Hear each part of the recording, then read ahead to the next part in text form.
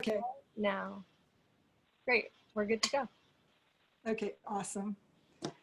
Thank you everybody for being here, for showing up. That's the first step.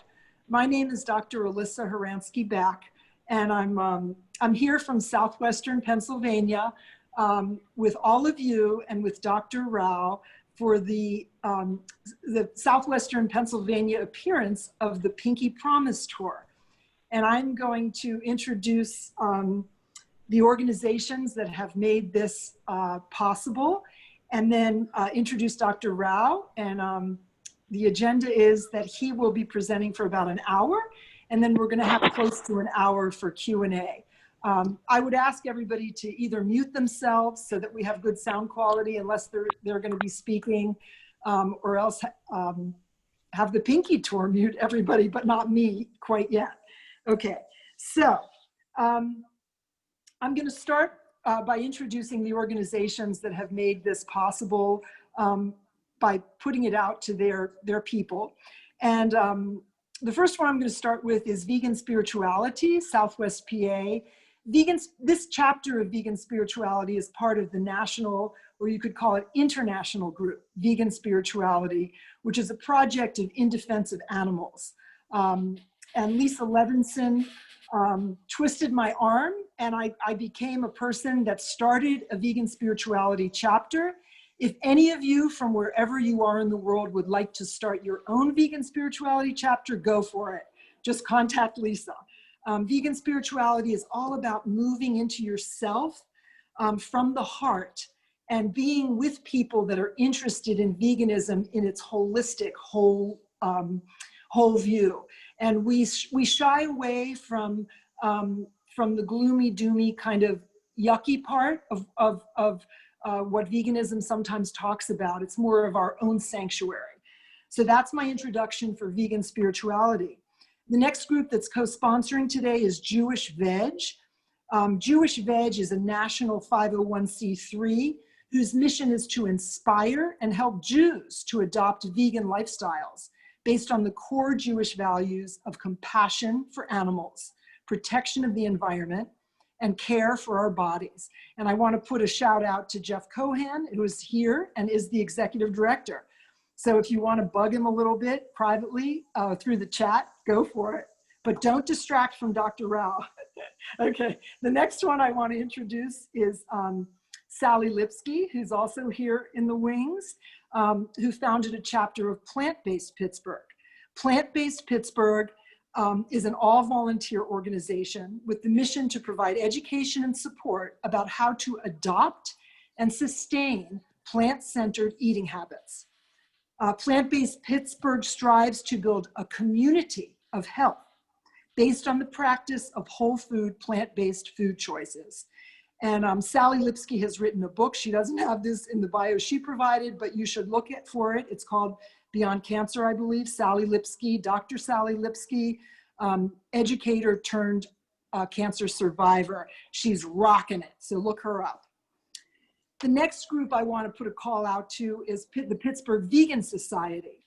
I want to shout out to Aviva Gersevich, Ellie Gordon, Chris Wright, Sean Moundis, who are young, amazing people who have a great group going here. The Pittsburgh Vegan Society is a tremendous educational group. Yeah, and so look up the Pittsburgh Vegan Society. Last but not least, I want to put a shout out for Sustainable Monroeville. Sustainable Monroeville was a nonprofit that I founded 10 years ago to move Monroeville, a suburb of Pittsburgh, forward in the green economy.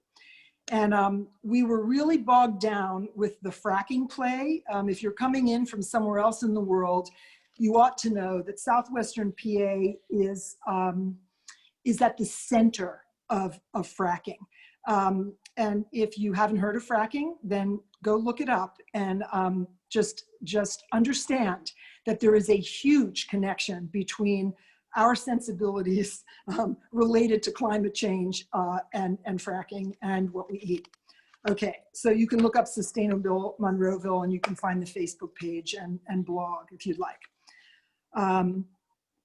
Sustainable Monroeville is all about the intersection between the environment, sustainability, the regenerative inner and outer ecosystem, human health, based on what we put in our mouths 3 times a day. I also want to put a shout out to the Reimagine campaign, Reimagine the Turtle Creek watershed and airshed communities, which has 5 subgroups, one of which is called Journey Through Health and Wellness. And if somebody could just drop in the chat the link to anchor.fm, Journey Through Health and Wellness. We are looking for people to interview for that topic. How do we reimagine culture in our regenerative economy? It's everything that we're going to be talking about today. So if anybody's interested in being interviewed, we welcome you. Okay, so I'm just going to talk for 1 or 2 more minutes and give you a story to bring you all into Southwestern PA. A story that relates how I came across Dr. Rao. I was talking to Suzanne and Benjamin, the volunteers with the Pinky Tour, before everybody else got on. And they told me that they came across Dr. Rao through this summit called Vegan World 2026. And there's a woman who does a radio show, Jane Unchained. And she was broadcasting live one of these 10 days talks. And it was Dr. Rao at this Vegan World Summit 2026. I thought, who is this guy?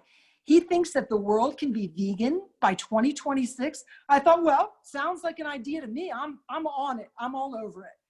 And I was listening to Jane, and she's got her camera there in this room in Arizona at this conference, and it's like jiggling around, and I'm trying to see his slides, and I'm like, who is this person? I've never heard of him. Fast forward to a couple of months ago, it was before COVID, so it was more than a couple of months ago.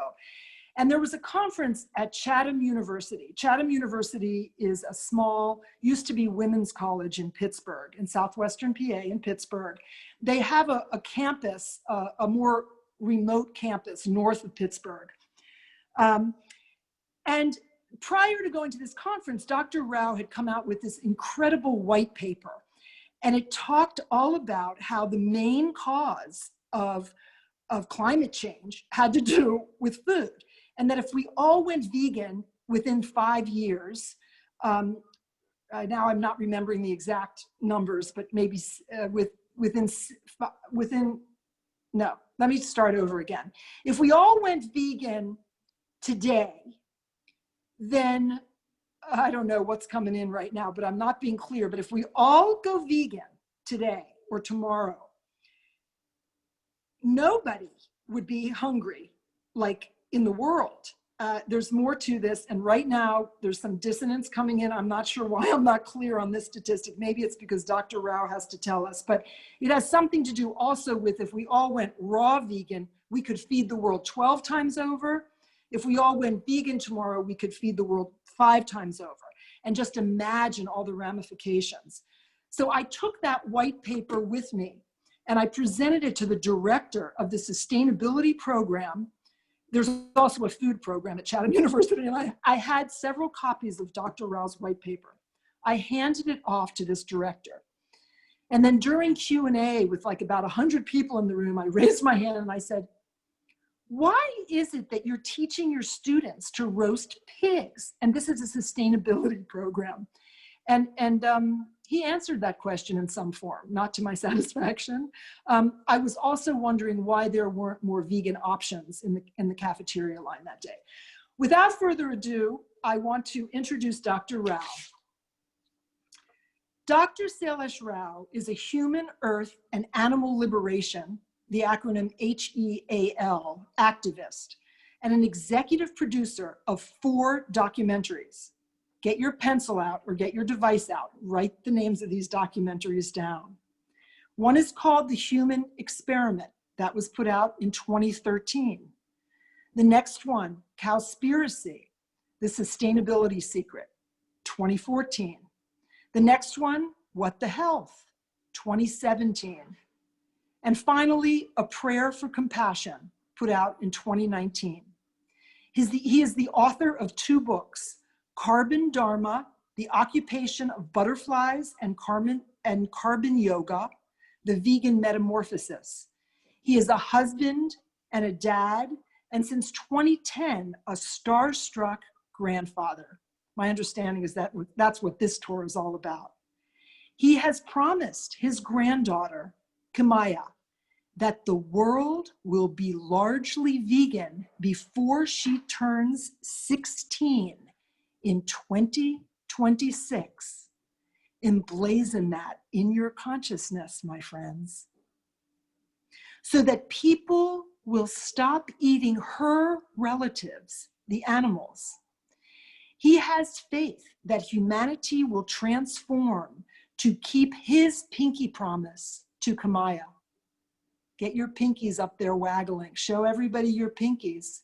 Do you have a pinky promise, everybody here? I hope so. I am not seeing, Greg, I don't see your pinky in the screen. Okay, keep wiggling those pinkies. Remember, he has faith that humanity will transform to keep his pinky promise to Kamaya, not just for ethical reasons, but also out of sheer ecological necessity. Dr. Rao is a systems specialist with a PhD in electrical engineering from Stanford University.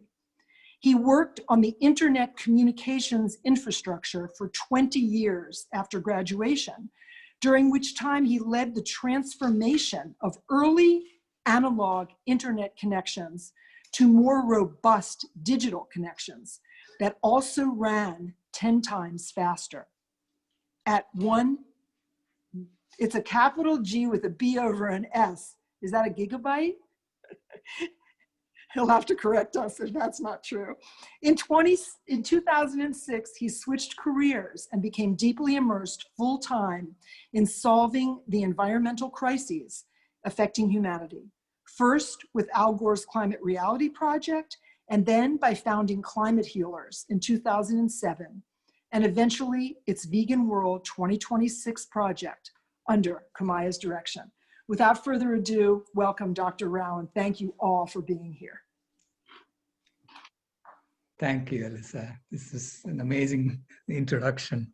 And thank you all for being here. It's my honor, it's my pleasure to be speaking to you.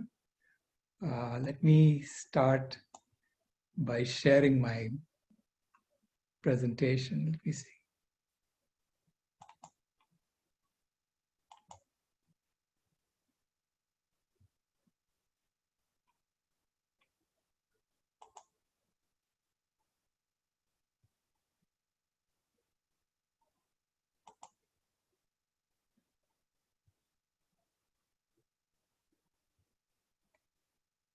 Suzanne, I don't think I have a share option here.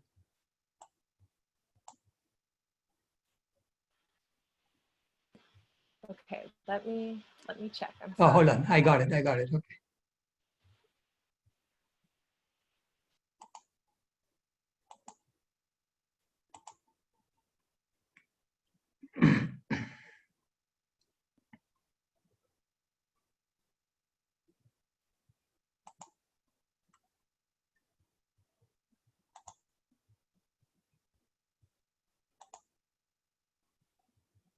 Do you see it?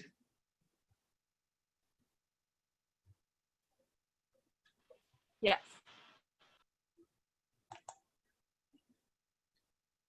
Okay. So I'm going to be talking to you about healing humanity, healing the earth. You know, and this sounds a little bit like a very difficult task that we all have to get together to do together. But it turns out that the problem is actually much simpler than we imagine. Okay, let me give you a couple of quotes. Because healing humanity, Oscar Wilde said that. He said, everything is going to be fine in the end. If it's not fine, it's not the end. Okay? So this is part of the faith that we need to have, that things are going to work out. And so knowing that things are going to work out, we have to do our part in it. Okay? So that's the first. And the second quote is from a Jesuit priest by the name of Anthony de Mello. He said, you know, the world does not need to be changed. It needs to be understood. And when we understand the world, we will change automatically and effortlessly, and the world will change with us. Okay? So it's a fairly long quote, so I just gave you the gist of it. And so that to me is how I'm going to frame this presentation. I'm going to show you my path, what happened to me, and how I changed. And as a result of that, I see the world changing around me. Not that I did much of that, I was just changing myself.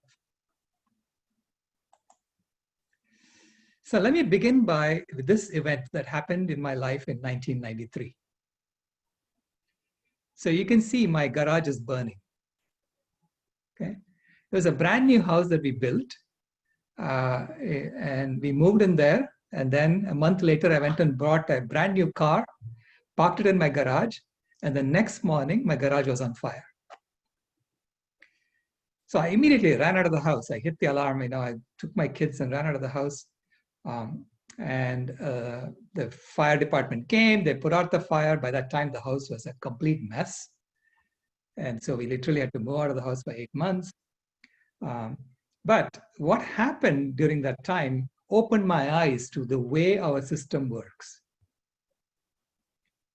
Because the next day, the fire marshal came, they examined the debris, and they said, the new car that you bought caused the fire. Okay? So I called up the dealer and I said, what did you sell me? And what is this? Buy a brand new car and it catches fire. He said, oh my God, it happened to you. Here is a number of an engineer. Go call him and talk to him, and he'll explain to you what is going on. So I called this engineer, and he said, yeah, we've had this problem because, we were trying to fit a V8 engine inside a V6 compartment. And in the process, we routed the fuel line close to the windshield washer heater. And if that fuel line leaks, the windshield washer heater, it's always on. And at some point, it reaches ignition temperature and it just ignites. So the whole fuel line ignites. So yours is the 8th car that has caught fire. And headquarters is waiting for 10 before they issue a recall. So I said, oh, wow, I'm an engineer. I understand that there are engineering problems like this. Nothing is perfect. So I said, okay, it's my bad luck. I got this bad car. So I'll have to deal with it.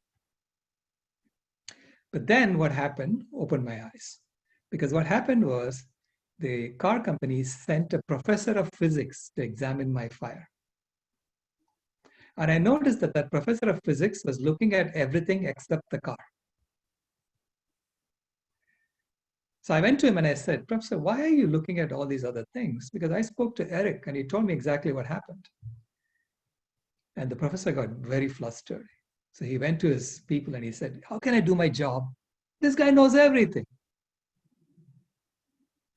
He knows what happened. So how can I do my job? So you have to make sure that Eric doesn't talk to anybody. See, that is the kind of system that we have created. Everyone is coming up with their version of the truth. So we have a system of oppositional truths. We have a legal system in which both lawyers are pretending that what they're saying is true. But it's clear that only one of them can be true. The other one has to be wrong. Then why is it that we have both sides pretending to be true? And then whoever has the most money buys the truth.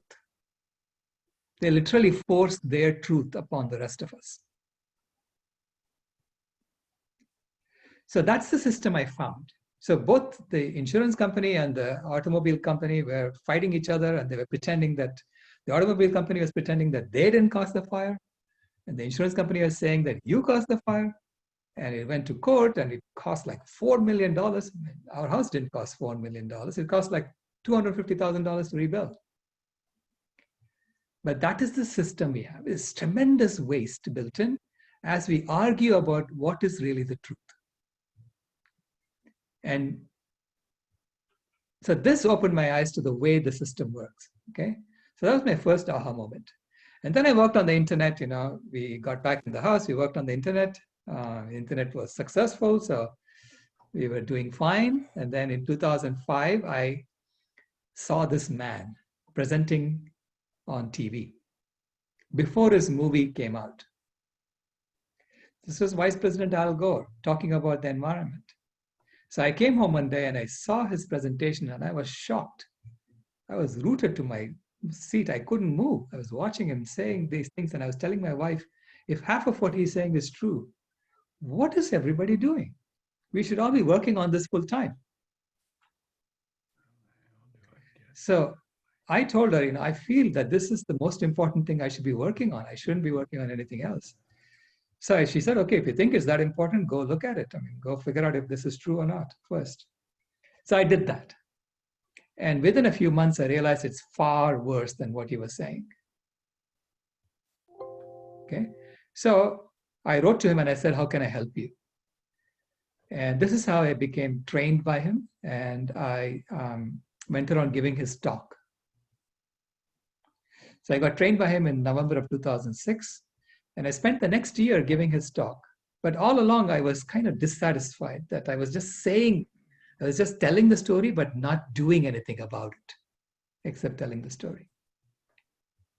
And even during the training, I asked Mr. Gore, if we return all the land that we're currently using for animal agriculture back to forests, can we not reverse climate change? So that was the fundamental question I had, because I knew that land had 3 times as much carbon as the atmosphere.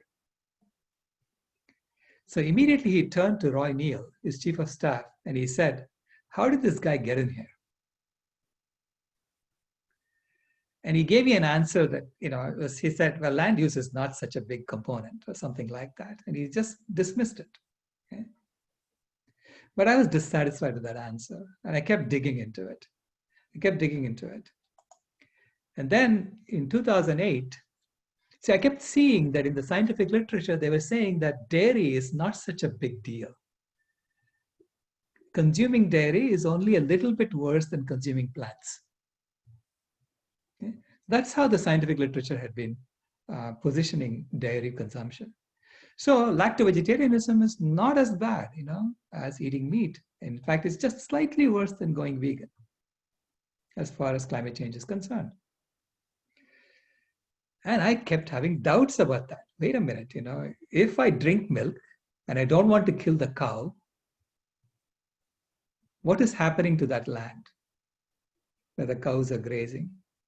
And I went to this forest in Rajasthan, India, and I had this instant aha moment. Because I saw this fence, and to the left, I could see a lot of cows, to the left, grazing.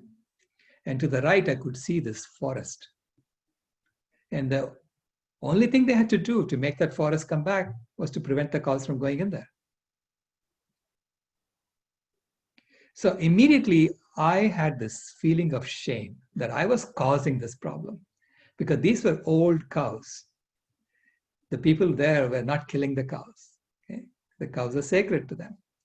These are old cows, and they were dairy cows that no longer produce milk.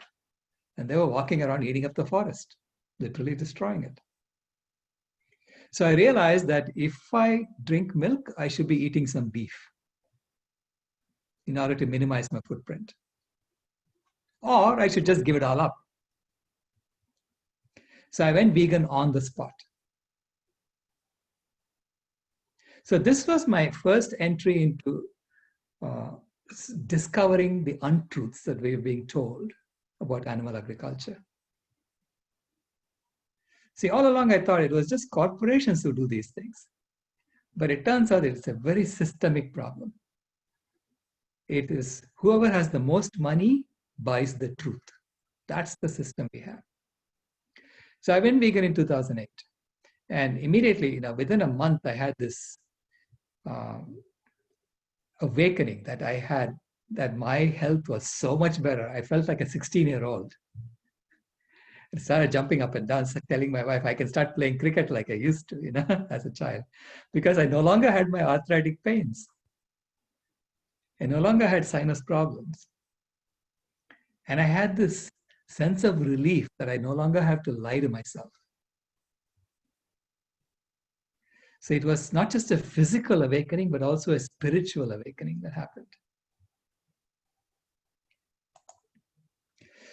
Then I continued studying the environment, and the more I studied, the more depressed I got.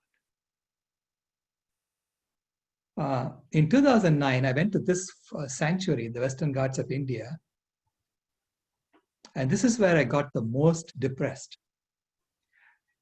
And it's also a place where I felt a sense of perfection of nature, the perfection of creation. Because in this forest, at night, you cannot hear anyone talk, because there's such a loud din of life around you. Insects were shouting at each other. The birds, night creatures, I don't know what they were. They were making so much noise, I couldn't hear my sister talk. So I went to the owners, and the owners of this sanctuary were from New Jersey. So they had gone to India and created the sanctuary. So I asked Pamela, hey, Pamela, how did you do this? This is incredible what you have done here. And she said, oh, we did nothing. We just tore down the fences and gave it back to the animals. And the animals did everything. They came and dropped seeds and new trees were born. So pretty soon a coffee plantation became this sanctuary. I said, wow, that's all you have to do? Just return land back to animals and the forest comes back? She said, yeah, but we had to do one more thing. We had to make sure that the animals felt that they were safe. And to make sure that they were safe, we had to patrol the land and make sure that no human being comes inside. So at that point, I felt very, very small. I felt as if I don't even belong in my own home, because I was born in this forest, just about 200 kilometers away from this sanctuary. And I remember the forest being like this when I was growing up. And slowly the forest got cut and it became more and more urbanized. So now if you go to my native place, you just see buildings. You don't see the forest anymore. So I felt like, I don't even belong in my own home. And so I went back, I came back home and I was quite depressed about it. And I kept thinking about it. And I kept thinking, how is it that Pamela and Anil, how do they belong? Because they are the ones who created this sanctuary. And they're patrolling the land and to make sure that no human being comes inside. So it occurred to me that they belong because they have enough money in the bank, they don't have to worry about it anymore. And the reason they had to keep all these people out is because the poor people see an elephant and they see a $1,000 bill walking around. Because that's how much the rich people are willing to pay for elephant tusks. So we have monetized nature, and then we have made sure that no one gets any money unless they serve the people who have the money. So we have created a system that's causing nature to die, that's causing us to get separated from nature. So it is this story of separation, that we don't belong in Eden. We got kicked out. We all know this story, right? So Adam and Eve, they ate the apple and they got kicked out of Eden. And so now we are on the outside looking in. And we don't feel like we belong on Earth anymore, especially in the ecosystems of the Earth. And we're destroying them. So I thought, if we just take human beings out, nature will be fine. So that's the story of separation that we tell ourselves. And then I discovered the divine feminine when my granddaughter was born. She was born in 2010. And I was living in the Bay Area at that time. And you know how it is, when the first grandchild is born, the grandmother disappears. She's always with the grandchild. So my wife was no longer home. And after a month, she came to me and she said, you have to go see this girl. There's something magical about her. So I went to see her when she was a month old, and she is half South Asian. She's 1/4 African American, and she's 1/4 American Indian. So I held her in my arms and I saw all humanity in her, okay, as if I was looking at humanity. And then she looked up at me and she smiled. And when she smiled, I had the exact same sense of perfection that I had at the sanctuary. So she was basically telling me, I belong exactly as I am. And you're not telling the right story when you tell the story of separation. So go find another story in which I belong exactly as I am. And we all belong exactly as we are. Because ultimately, that's what we do, right? So we tell stories, and based on those stories, we have a sense of reality around us, and then we act based on that reality. So I realized I was not telling the right story. So I went back home, and I was so inspired, I started writing my first book. And to write the first book, I had to research. I did a lot of research, and I was researching the story of separation. And I found that there is an exact equivalent story from pre-Vedic times that is part of my culture that I didn't even know about. Yeah, because we've all been colonized into one telling the same stories. So I found this story in a book by Purushottam Lal. So it is also a story of a tree, but in this it is a fig tree and not a apple tree. But otherwise it's the same story, but it's more nuanced. And by understanding this story, I was able to understand the story in the Bible. And I had this aha moment, when I understood the story in the Bible. So I'll tell you this story. So the story begins with children playing with sticks and stones and rag dolls on the floor of their hut in the middle of the forest. And their uncle comes to visit them. And the uncle says, hey, why are you playing with sticks and stones when the wishing tree is right outside your hut? Go out under the wishing tree and wish for anything you want, and it'll give it to you. Then you can be playing with real toys instead of these sticks and stones. The children don't believe him. How can there be a wishing tree? That's not how the universe is built. So they waited until the uncle left, and then they rushed to the tree and they started wishing. They wish for sweets, and they get them. And they gorge on the tree, the sweets, and they get stomachache. They wish for toys, and they get them. And they play with the toys, and they get bored. Then they wish for fancier toys, and that leads to greater boredom. There was something about this tree that they did not understand. It grants you what you wish for, and along with it comes the exact opposite. Because that's how the universe is built, of dualities. Nothing comes separate by itself. The children didn't know that. All they knew is that they couldn't stop wishing under the tree, and the more they wished, the more miserable they were. Then they get to be young men and women. And now they're wishing for what young men and women wish for. The four main fruits of the tree were sex, fame, money, and power. And with each comes its opposite, and the result was more misery and suffering for the young men and women. Then they get to be old men and women. And they congregate under the tree in three different groups.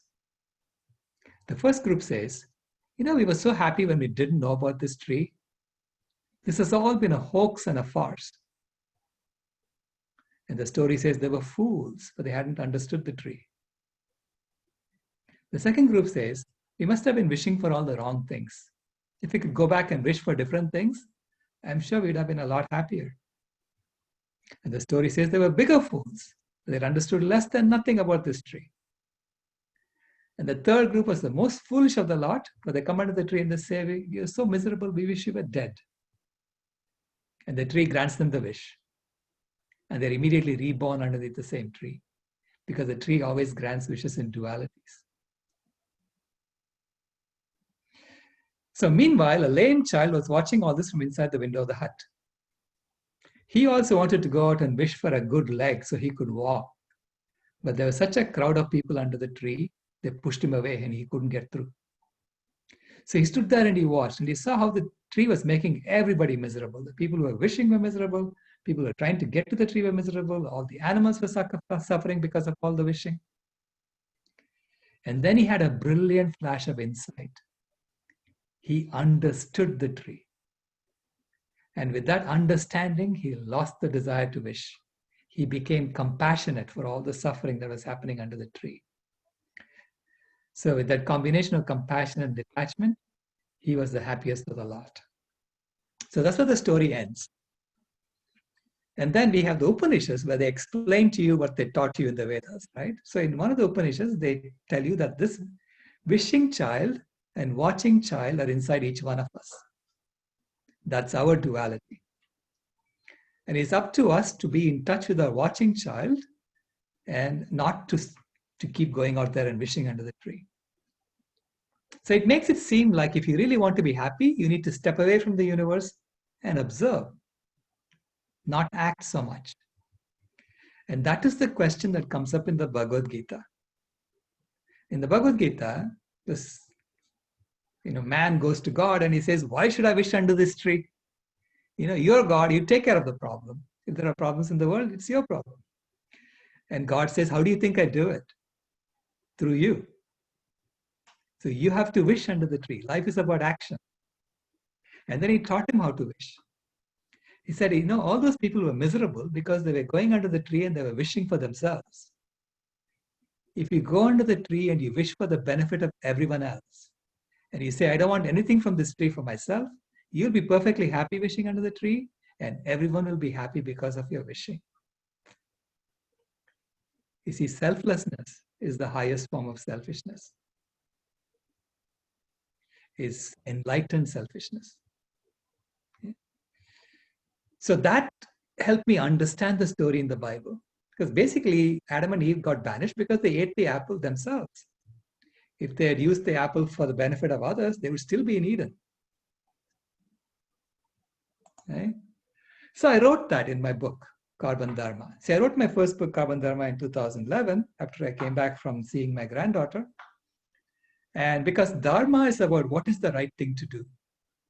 And that is very easy to figure out. What is the right thing to do? Well, be kind to all life.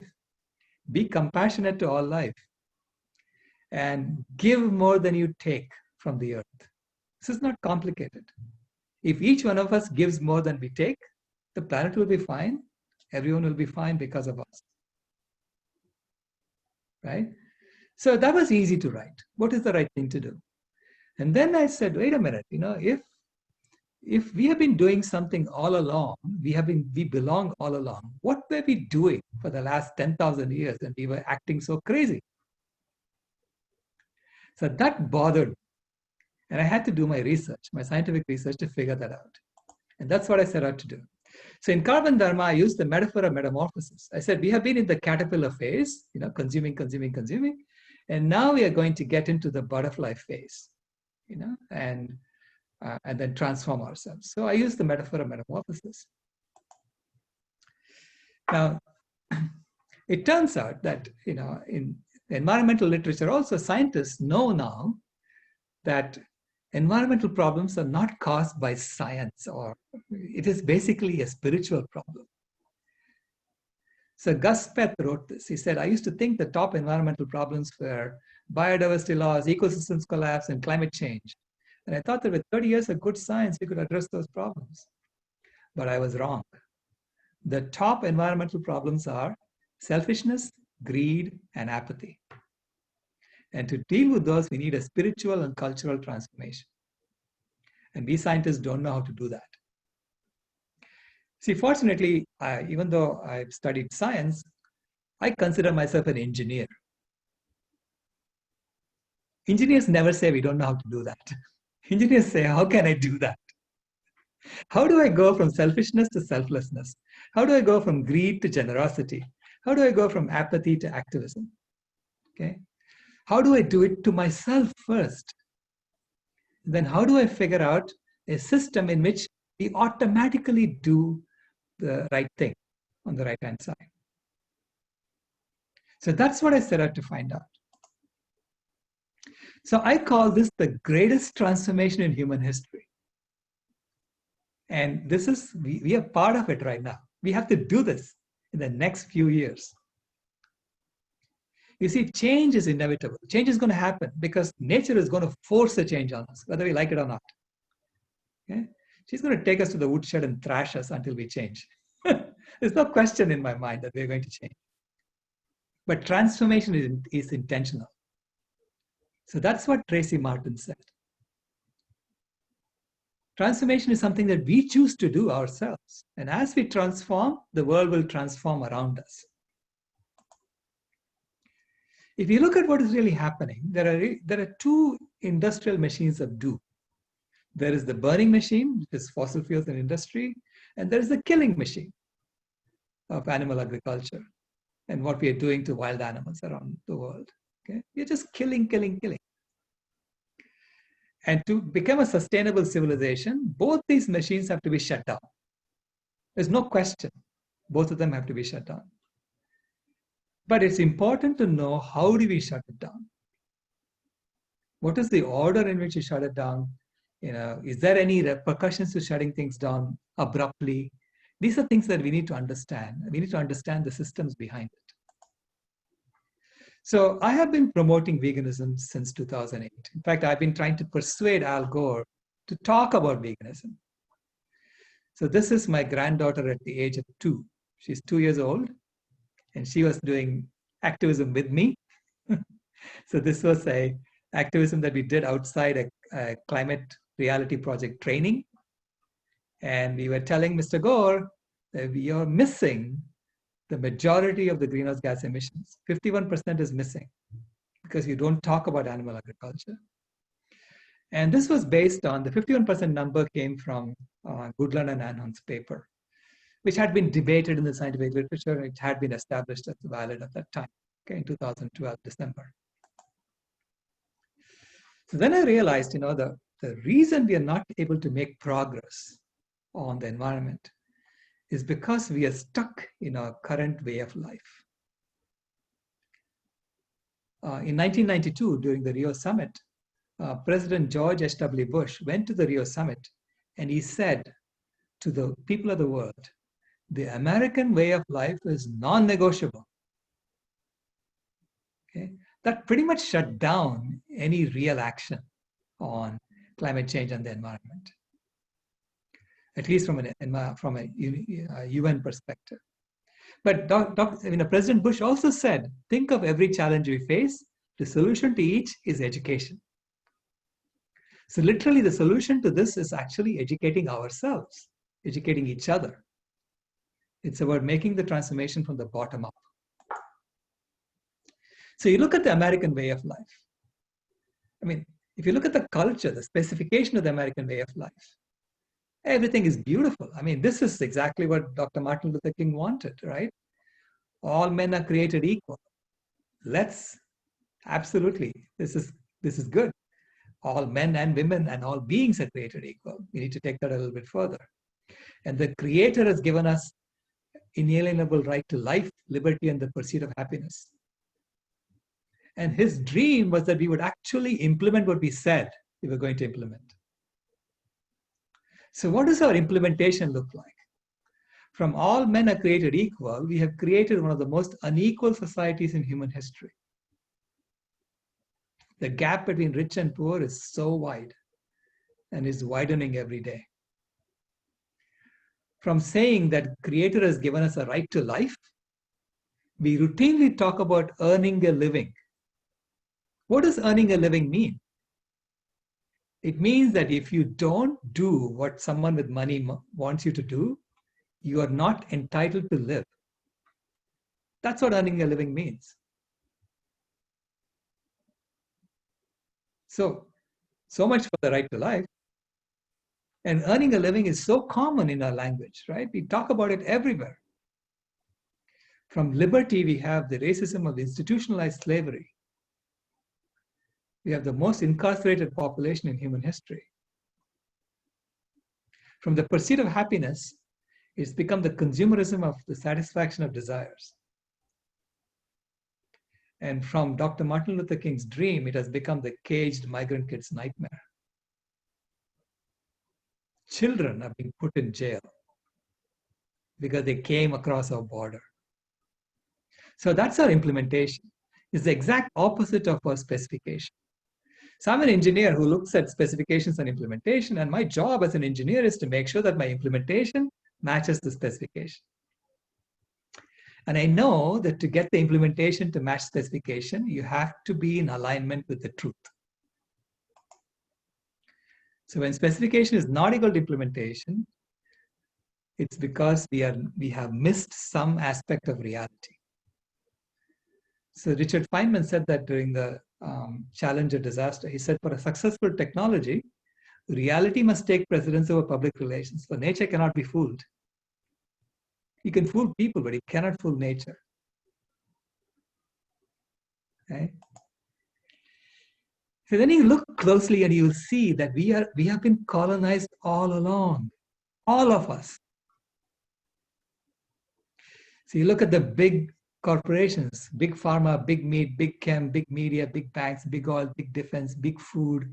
You will see the same 4 financial holding companies as major stockholders. They pretty much run the entire world. So the 4 financial holding companies are Fidelity, Vanguard, State Street, and BlackRock, and they are all private holding companies, which means they don't have to disclose who their shareholders are.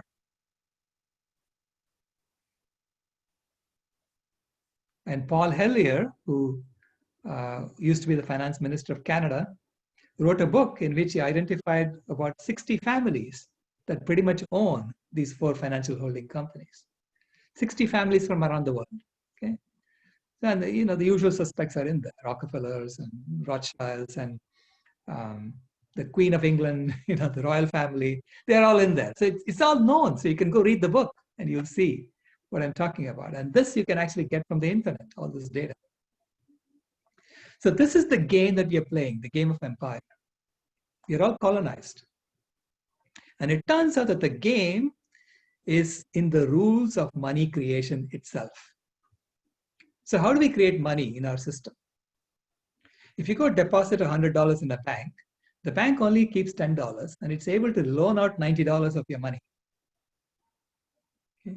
And that $90, when it comes back into the bank, it keeps $9 and loans out $81. So by doing this, you are able to loan out $900 from the original $100. So that's how the bank creates money out of thin air, out of these deposits that it has. This is called leveraging, right? And then the bank says to the person who borrowed the money, give me back the money I gave you, along with it, give me back interest. But where is the money for the interest? It has not been created. So how do you get that money for the interest? You have to fight with someone who also borrowed. So it creates competition among us. So we are fighting each other to see who's going to return the money back to the bank. Or we have to grow the economy. If you keep growing the economy, there is more and more money that comes into play all the time, and therefore we can keep returning the money back to the bank. So the system flows. So this money game is fundamentally the game of the caterpillar. It's based on growth, and it's based on competition, it's based on consumption, it's based on growing our footprint on the earth. So how do you earn a living in this game? No one gives you money for free. So you have to go beg someone, say, here, please give me some money. Or you can borrow from a bank if you have a great idea. The bank will give you money, and then the bank will say, give me back that money within a few years with interest, right? Or you have to go work for someone who has money, so literally become a slave to that person. Or you have to be creative and come up with something that everybody wants. And very few people can do that. Okay, number 4. So literally most of us are stuck doing 1, 2, or 3. So this is why we have so much institutionalized slavery in our system. This game discourages natural abundance. In fact, I remember, I was in India a couple of years ago, and farmers were committing suicide.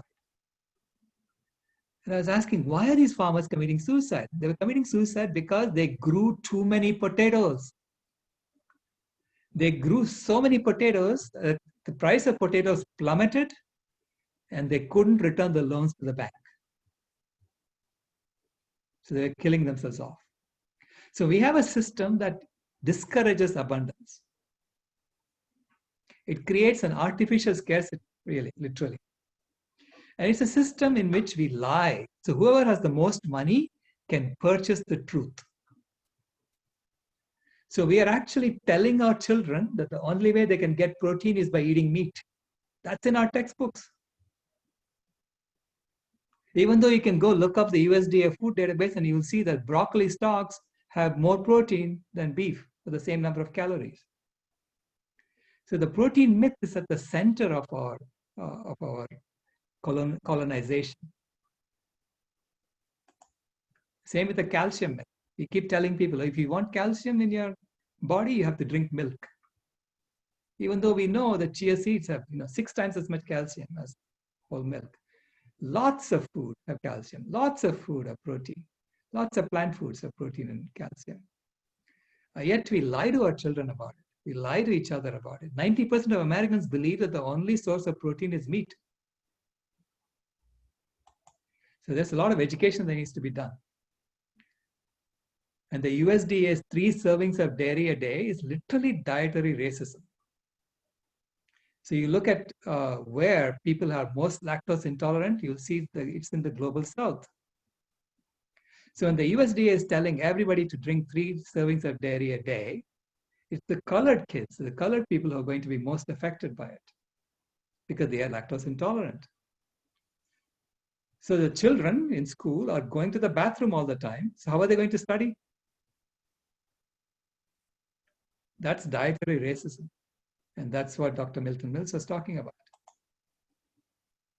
And Dr. Milton Mills actually showed that humans are fundamentally herbivores. It's unnecessary to eat animal foods of any kind at any stage of our life cycle, according to the American Dietetic Association. So why are we not telling this? Unless we align ourselves with the truth, we are always going to be unsustainable and we are going to go cause all these environmental problems, right? So the animal foods promote death, disease, and destruction, literally. So because we are pouring toxins out into the environment, which get concentrated in the animal foods that we eat, and we persuade people to eat more animal foods as they go up the economic ladder, so that they become sick with chronic diseases, and then we give them pharmaceuticals.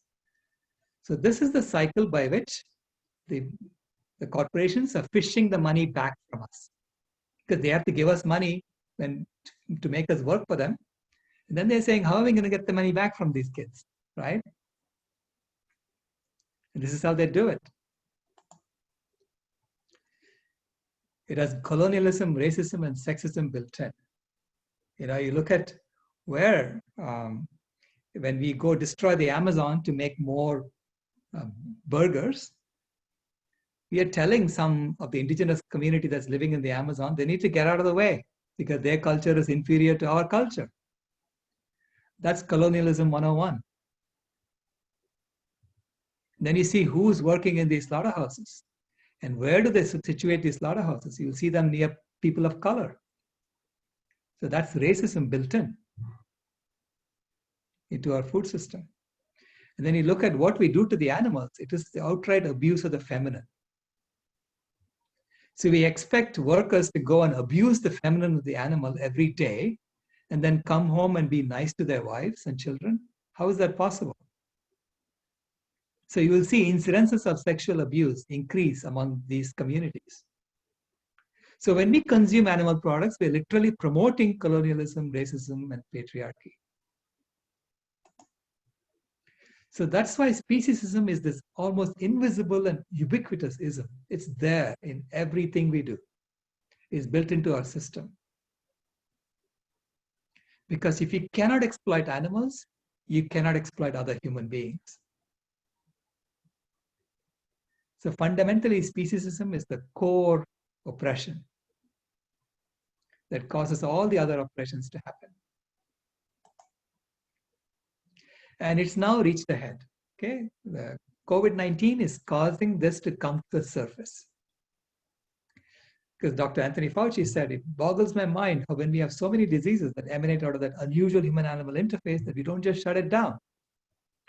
So what is this unusual human-animal interface that he's talking about? It's any interface in which animals are stressed. Stressed animals spawn diseases. So it's not just the Chinese wet markets that are going to spawn diseases. It's the factory farms in America that's going to spawn diseases. So you have to shut down the entire industry if you really want to avoid pandemics. And the animal agriculture is the source of most of the pandemics we have encountered so far. Ebola, COVID-19, swine flu, mad cow disease, bird flu, SARS, everything came from animals. 14 of the 15 leading causes of death in Western countries can be mitigated and even reversed with a whole foods, plant-based, vegan diet. We know that. And 4 of those diseases are the leading cause of COVID-19 morbidity. So simultaneously, we know hunger-related causes kills more people globally than any other ailment. That's because we are taking the food from people and giving it to our animals. We actually extract 9 billion tons of food from the planet. Okay? This is from the Intergovernmental Panel on Climate Change, Chapter 11. So we extract 9 billion tons of food from the planet, and we only eat 1.5 billion tons of food every year. So where does the rest go? It goes into our animals. So the animals are eating 7.27 billion tons of food, and they're producing 0.19 billion tons of food for us to eat.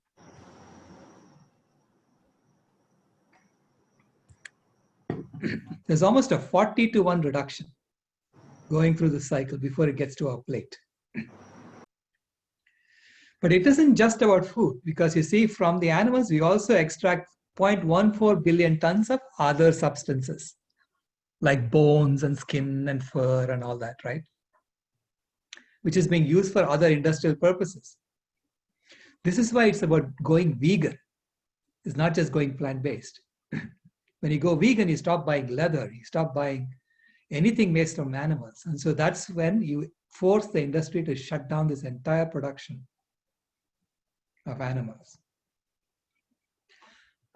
That's when you get the true benefit of the environmental impact. Animal agriculture is the leading cause of biodiversity loss. Between 10,000 years ago and 1970, 60% of wild animals, wild megafauna, got killed. And our population grew to be equal in weight to the population of all the wild animals that lived 10,000 years ago. And on top of that, our farmed animals were double our weight, but they were eating almost 3 times as much food as we eat. So they were presenting the profile of a biomass that's triple the biomass of all the wild animals that lived 10,000 years ago.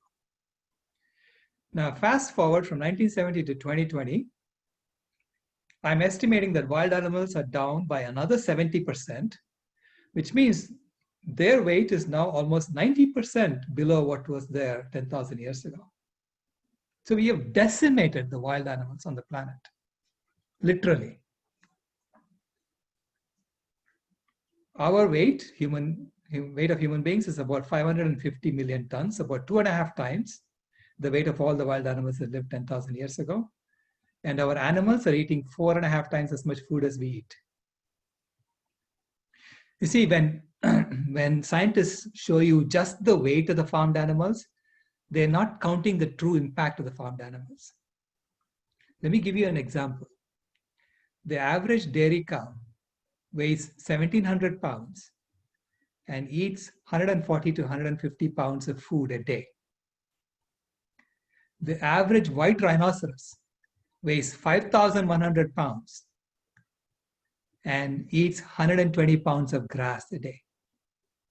So you ask yourself, why is this dairy cow eating as much food as a rhinoceros that weighs 3 times its weight? That's because the dairy cow is always pregnant and she's being made to produce like 80 to 100 liters of milk a day. So she's eating enormous amounts of food to do all that production for us. So it's incorrect to just measure the weight of the dairy cow and use that for our comparison purposes. You have to look at how much food the cow is eating. And when you do that, you will see all this extra biomass showing up. And that's when you realize that if you just give up animal production, you can literally reverse climate change. You can literally reverse biodiversity loss because you have so much, the earth will feel a sigh of relief when we do that. And we are burning the earth every year. Every year. Okay. Every year for the killing machine. Okay. These are the fires that were set between May 1st and May 10th of 2019. Just to maintain the grazing land for animals. Because we chopped down forests to maintain grazing lands, and then whatever the animal did not eat, if we let that grow back up, the forest will come back eventually. So to prevent that from happening, we keep chopping down anything that animals did not eat and burning it every year. And this is what the so-called, regenerative farming people, the holistic grazing people talk about. They say, well, we won't cut anymore. We won't chop it and burn it anymore. And we see the carbon will increase. Of course, the carbon will increase. Then the forest will come back. And the forest will come back. You're going to say, well, there's nothing for my cow to eat. And you're going to just chop it up again. So we should stop playing these games, of numbers and look within ourselves to see what we really should be doing. So the leading cause of ecosystems collapse is animal agriculture.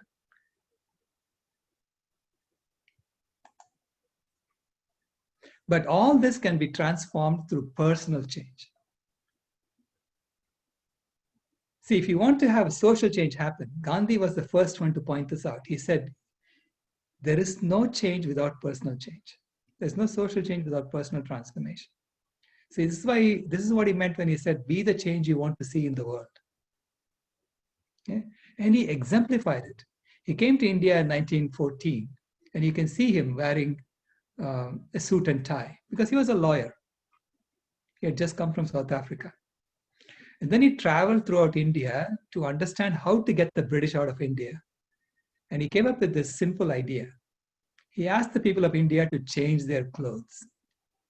To change their clothes from British clothes to khadi clothes made by Indians in India. It was a simple act that anybody could do, but it had a substantial impact on the textile industry in England because it was the largest industry at that time. And he went around persuading people to do this. He said, I consider it my duty to induce people by every honest means to wear khadi. So he was about advocacy. He wasn't just changing himself. He was about advocacy too. So he wrote that in the Navjivan magazine in 1926. And he succeeded beyond his wildest dreams. By 1930, almost everyone was wearing khadi clothes. You can see that in this picture. Everyone was wearing khadi clothes. Over 180 million people in India stopped buying British clothes. And the British government was on its knees begging to negotiate with Gandhi. So he literally shook the mighty British Empire by just changing his clothes. And I think the vegan movement is doing exactly the same thing to the animal agriculture industry, and this is throughout the whole planet. Okay? Because in 2015, I made this presentation to the AGU, the American Geophysical Union, which is the largest gathering of climate scientists in the world. Happens every year, 20,000 climate scientists come and so on. So we made this presentation where we showed that if we all go vegan and we return the original forest that used to be there on the land that's currently being used for grazing the animals, we can sequester more carbon than we have added to the atmosphere since 1750 on just 41% of that land. Okay. So over 100 climate scientists came to talk to me during this. It's just a poster presentation. So they came to talk to me and they said, yeah, you're right, but it'll never happen. So when they said that, I realized it's going to happen. Because that's how change happens. When people realize something is effective and they can actually make the changes themselves, they don't have to wait for anybody. It's going to happen. And sure enough, between 2014 and 2017, full 70% of the world population is either reducing meat consumption or leaving meat off the table altogether. And there was a 600% increase in people identifying as vegans in the US in the last 3 years, in those 3 years. Okay. So that's a factor of 7 increase. And you can imagine, this is just like COVID-19. It's like an infection. Veganism is an infection. Okay. But this is an infection that we want to maximize. You have to go out and infect people. So if we keep the same exponential growth rate for veganism, then by 2020, it will be another factor of 7. By 2023, a factor of 49. And by 2026, a factor of 343. Which means if even 0.3% of the people were vegan in 2017, 100% will be vegan by 2026. That's the simple, first order calculation that we can do. So that's why, when my granddaughter and I, we have this pact that we are going to have a vegan world by 2026. I'll tell you the story of how it happened, because I read to her in bed, to put her to bed. That's my job. And so she was 6 years old at that time, and I was reading to her a story. I don't even remember which story it was that I was reading. But at the end of the story, she put her head on my shoulder and she said, "Grandpa, who were the first human beings?" And I have promised her that I'll never ever lie to her. So I said, "Okay, I'm going to explain to you how it works." I said, "Imagine that you're standing on the street and you're holding your mother by your hand. And you ask your mother to bring her mother to stand by her side, and so on. So you create a long line of mothers on this side of the street. And on the other side of the street, you ask a chimpanzee to do the same thing with her mother and her grandmother and so on.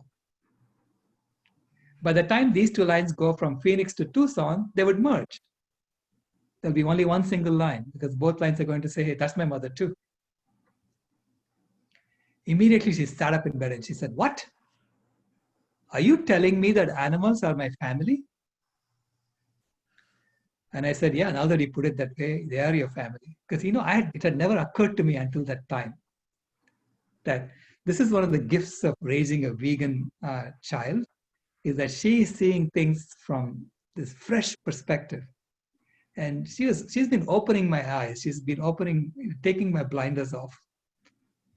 She made me see the violence in fairy tales. She made me see the violence in my epics. And this was a new one. She said, "Animals are my family. Then why are people eating my family?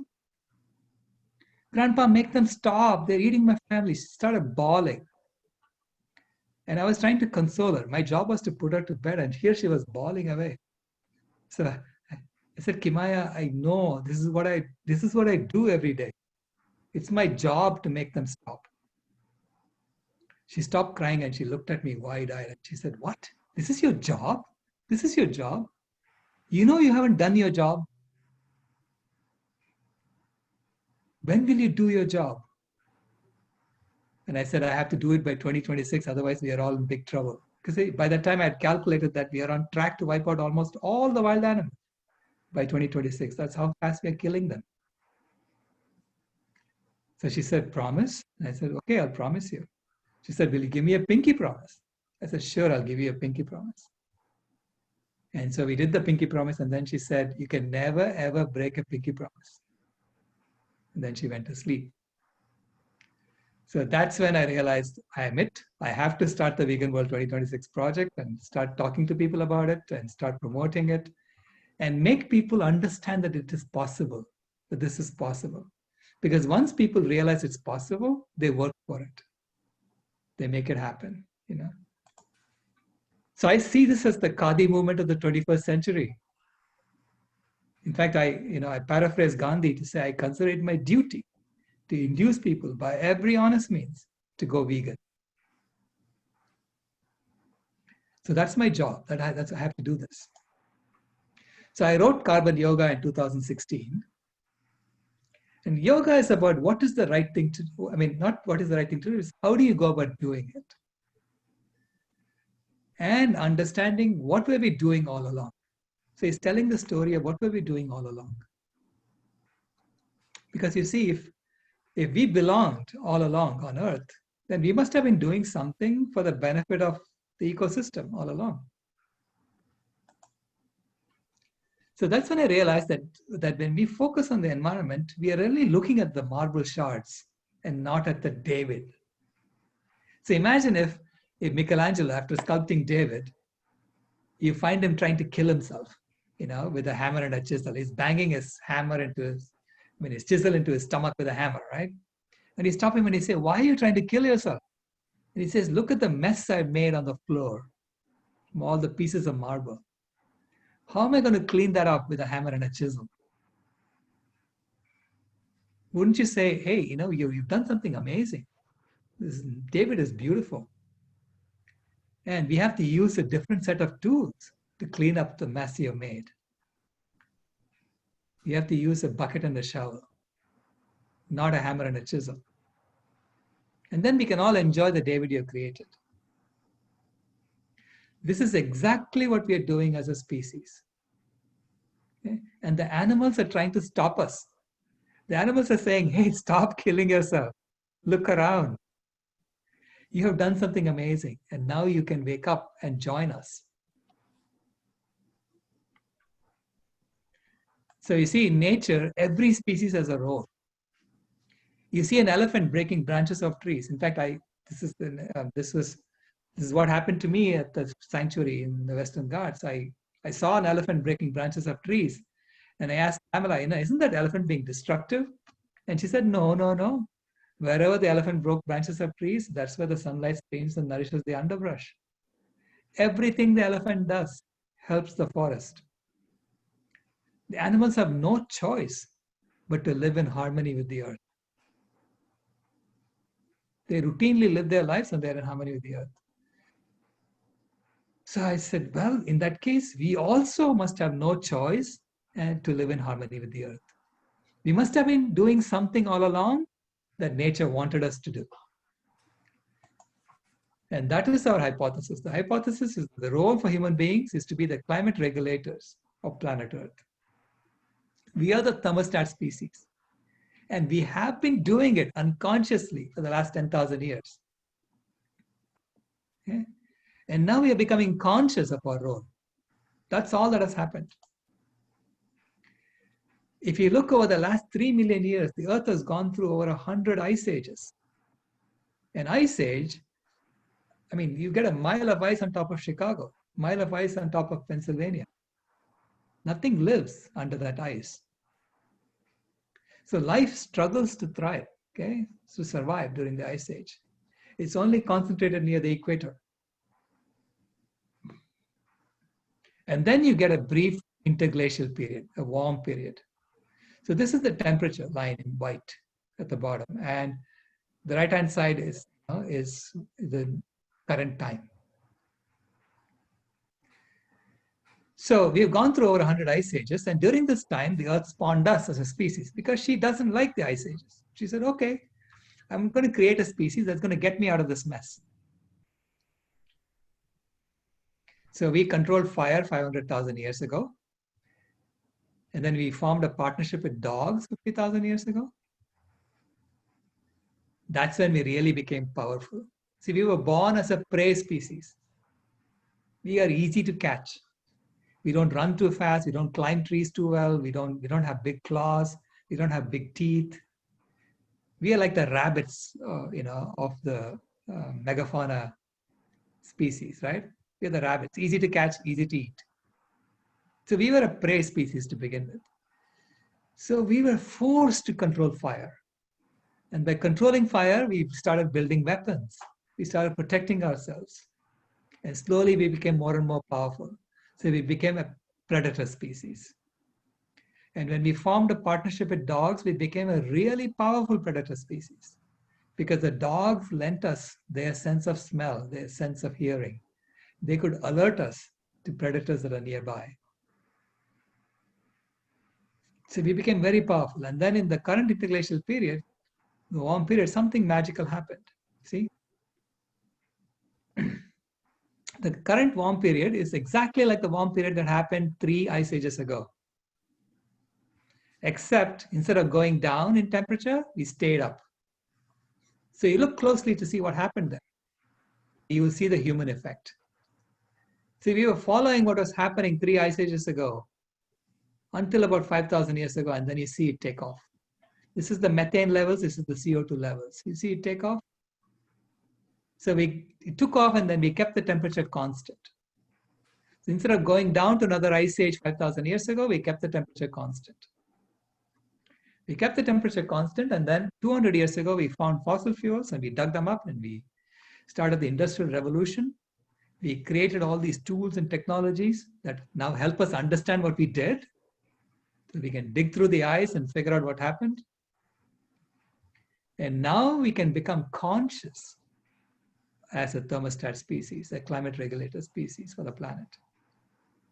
Okay, so we are at this inflection point where we have to make a choice. Which way do you want to go? So in his book, William Ruddiman, Professor Ruddiman is from the University of Virginia, he is assuming that we are going to continue doing what we're doing, and we're all going to go extinct, and then the Earth is going to go back to another ice age again. But that's a choice, right? If we continue doing what we're doing for the next 50 years, of course you're going to die. Instead, we could transform, create a vegan world, bring back all the forests, return the CO2 levels down to safe values, and then give the thermostat over to our children and say, it's your job to take care of this earth for all creation. Okay? And the COVID-19 has put us in this chrysalis phase of the caterpillar. It's amazing how things are happening, beyond our control, right? So we were in the caterpillar phase, we were growing the economy, it's all about consumption, consumption, consumption, and then COVID-19 happened and suddenly the economy shrank. So we are in this zone, the chrysalis phase, where we start off in the pre-vegan zone, stock up on things, buy guns, can't sleep, get angry. And then you get into the vegan zone where you recognize the wisdom in nature, accept that you're in the chrysalis phase, learn that only the truth can save us, relinquish control. We are not in control. Nature has always been in control.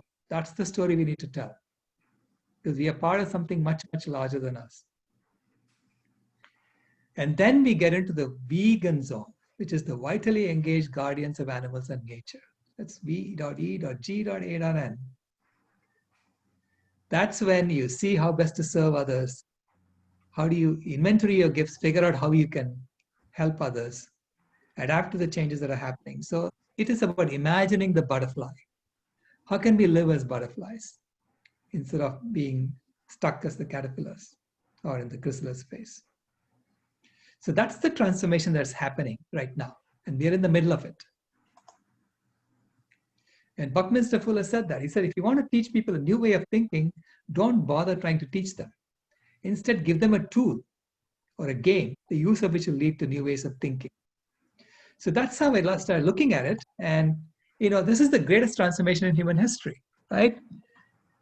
What we are doing right now is on the left-hand side of this. If we keep doing what we're doing, we're going to go extinct. We are in a system of normalized violence in which we consider ourselves to be the top predator species on the planet. We call ourselves Homo sapiens sapiens. And sapiens means wise. So we call ourselves wise twice. And I've never met a wise person who goes around saying, I'm wise. It's the exact opposite. Wisdom comes with humility. Don't go around saying you're wise. But that's what we do, right? So the transformation is going from that to a system of normal non-violence. From a predator species, we're going to become a caregiver species. And I think we deserve a new name. We should call ourselves Homo Ahimsa. And Ahimsa is non-violence. And this is a combination of a Latin word and a Sanskrit word, which also signifies that we are coming together as a species from around the world. And this is the term that Judy Carman coined in her book. And I'm enamored by that. I think it's a beautiful name for us. We deserve a new name for the transformation. So the transformation involves 7 core shifts. And I use this as a metric to look at any changes that people are proposing and then see how many of these core shifts are they really meeting. Okay? So the core shifts are from speciesism, colonialism, racism, ableism, and patriarchy, to veganism and radical sacredness. Treating every life as sacred, the earth as sacred, all creation as sacred. So that should become common language for us. From diseases and divisions for humanity to health and unity for humanity. From destruction and pollution of the planet to remediation and regeneration of the planet. From death and cruelty to animals to love and kindness for animals. From a culture of consumption to a culture of compassion. From a mindset of scarcity to a mindset of abundance.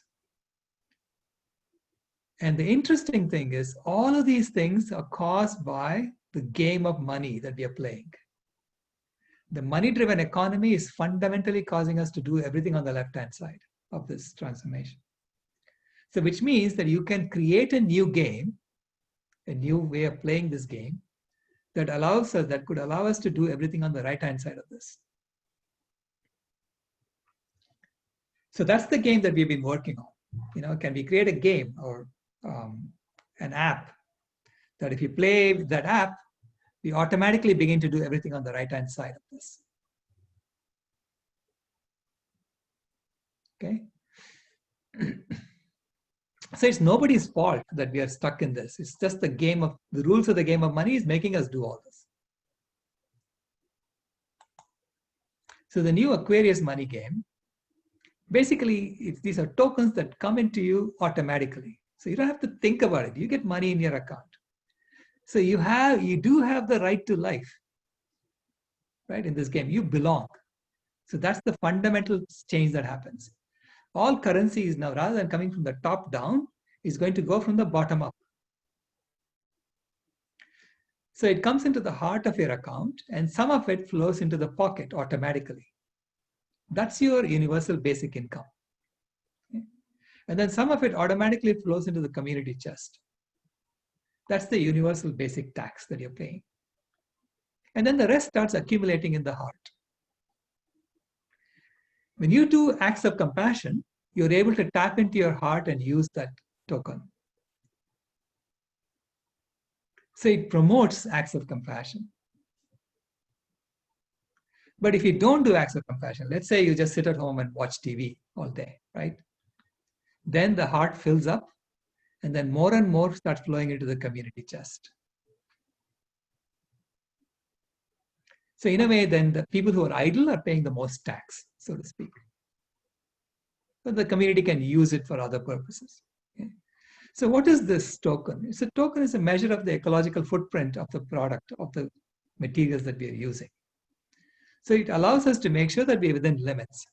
Because we have to create a game in which when everyone plays the game, we are automatically sustainable. The whole earth, all of us together, when we put our minds together, we are automatically sustainable. So that's the game of Aquarius. And how do you earn money in that? Well, it's already coming into your account. You can get money transferred from other people, from the community can give you money beyond what you're already getting. Or when you do acts of compassion to other people or to the earth or to the animals, you are able to tap into what's in your heart and that you can use. Or you can do creative things with it.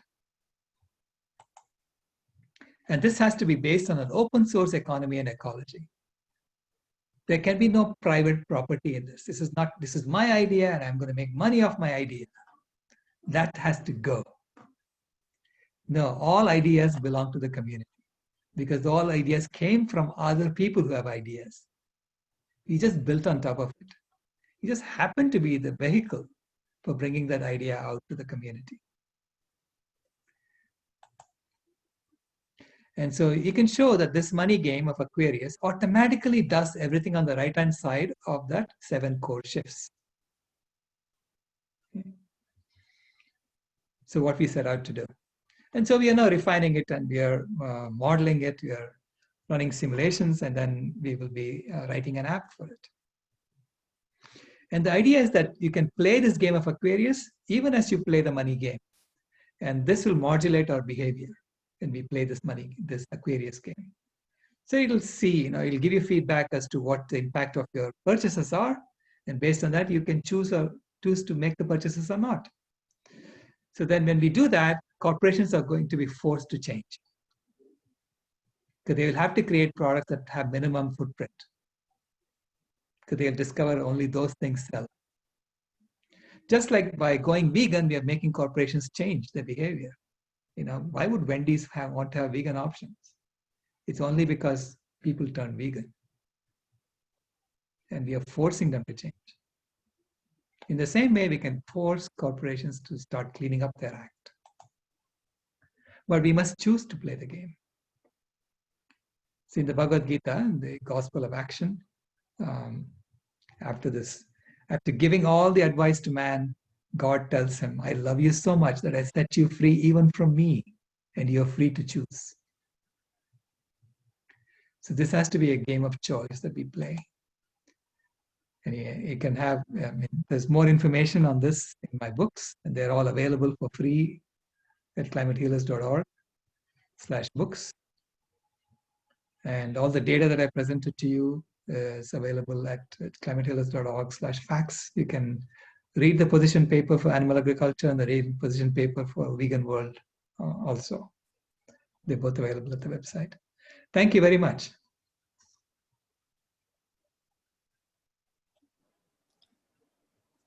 Let me stop sharing.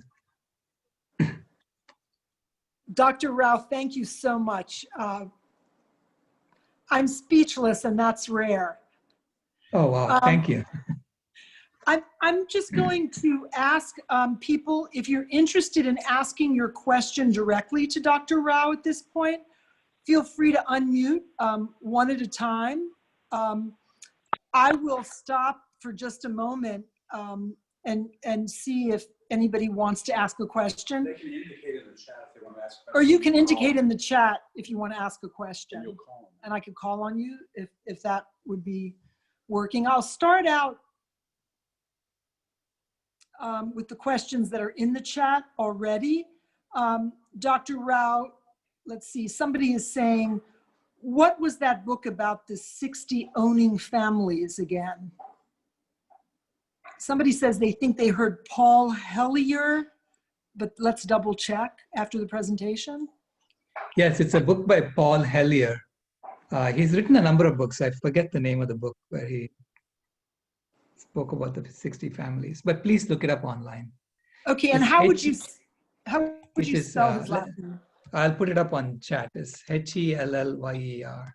Okay, good. That's what's in there. Good, great. Somebody else says, I don't think you can compare Kati and the complexity of animal consumption. Do you want to speak to that? Yeah, Khadi. Khadi is, it's clothes, right? But if you look at the literature from that era, the same kind of arguments that we get about veganism, he was getting about clothing as well. People were saying, the machine clothes are easier, they're cheaper. They were cheaper than handmade clothes that Indians had to make by hand.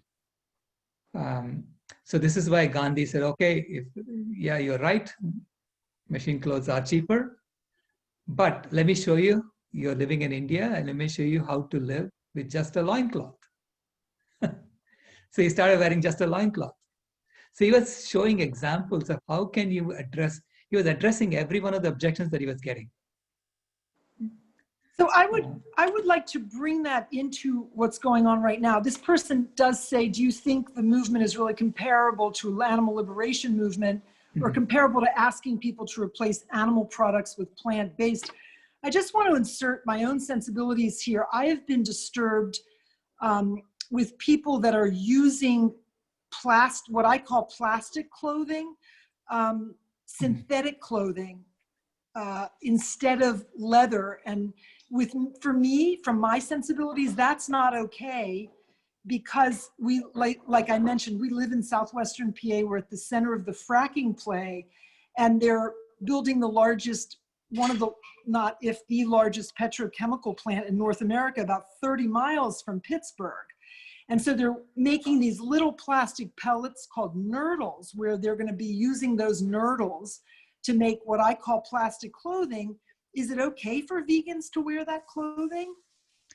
Yeah, it's a very good question. I see veganism as a infinite journey. So when we just stop eating animal foods and wearing animal clothes, that's just the first step that we have taken. That's like going from, you hit first base, you've gone to first base, okay, in baseball terms. From first base, you have to get to second base. And second base is all about, maybe advocacy and becoming more and more aware of your consumption patterns and how everything you consume does affect life some way or the other. So then you start minimizing your consumption over time. And not just, plastic, it's, you start minimizing. I mean, I haven't bought clothes in, 10 years, I think. I haven't bought anything. I buy when something falls apart and I no longer can use that anymore. So you start minimizing everything that you really need because you discover that the less you need, the happier you become. So that's the journey that we are on. And eventually, when we, from third base to home, that's enlightenment. That's a long, long way off. But this is, to me, a long journey. So veganism is not just about stopping consumption of animal foods. It's a much more spiritual path. So kind of on that thread, how somebody asks, Henry Mongrain asks, how does the new Aquarius money system know when people are being compassionate? Oh yeah, so the idea there was we certify certain organizations to be certified compassionate organizations, and then they have the key to transfer to unlock your heart so that you can use that, So some mechanisms that we need to put in place, for ensuring that things are being done for compassionate purposes. These are still being worked out, but the idea is to, we have a system now that's literally based on greed and selfishness. It's embodying it, okay? And then we complain that people are selfish and greedy. Well, what do we expect? That's the game we are playing. So we need to create a game in which you reward compassion, you reward selflessness. And so allow them to have more resources, those who are selfless to have more resources so that they can use that for their purposes. So that's the new game we need to create. And we need to agree on that game first. We need to agree that that's the game we all want to play. Somebody asks, let's see, this is from Laura. Our media keeps these urgent issues off, capital OFF, its radar. That is a huge, also capitalized problem. So how do we challenge public and mainstream media to take these urgent issues out of the closet? Yeah, it's a tough problem because, the media is also controlled by the people with the money. Just like that physics professor who came to my home was controlled by the corporation that was paying him, and he was stuck having to look for a solution that does not involve the car, right? Because that's what his employers told him. In the same way, the media employers are telling them, don't talk about these things because that's going to shrink our profits. So we have a system in which we are saying whoever has the most money has the right to dictate the truth. But there is only one truth. Nature just goes by the truth. It doesn't matter what we human beings pretend is the truth. And sustainability is about coming into alignment with the actual truth. Yes, and what's been interesting to me, and I'm sure lots of others who are watching here, is, I started my vegan journey in 2012, and as time has gone on, my brain has changed. Without drugs, without anything else, my awareness has shifted. maybe it's not true without anything else, because I do enjoy meditating and being out in nature more and more and more, but some of this stuff just comes in automatically. The next person, Yvonne Werner, asks, how do we, quote, fix, unquote, education? I am currently studying agriculture at an agricultural campus. The issue is that most funding comes from animal agricultural research, bursary and scholarship sponsors, etc. Professors who are paid by animal ag will not speak up even if they know better. Lots of young people still choose to study animal ag because their family is in animal ag, because they're animal lovers. How do we engage plant-based ag companies to invest in changing the face of agricultural education? Unfortunately, money still rules the world as long as it rules education. Right. No, I mean, this is systemic. So we are now becoming more and more aware that we have been systemically lied to for thousands of years, and we are just waking up to it now because we have the internet and we are able to glean bits and pieces of the truth from different places, and we are putting it together ourselves.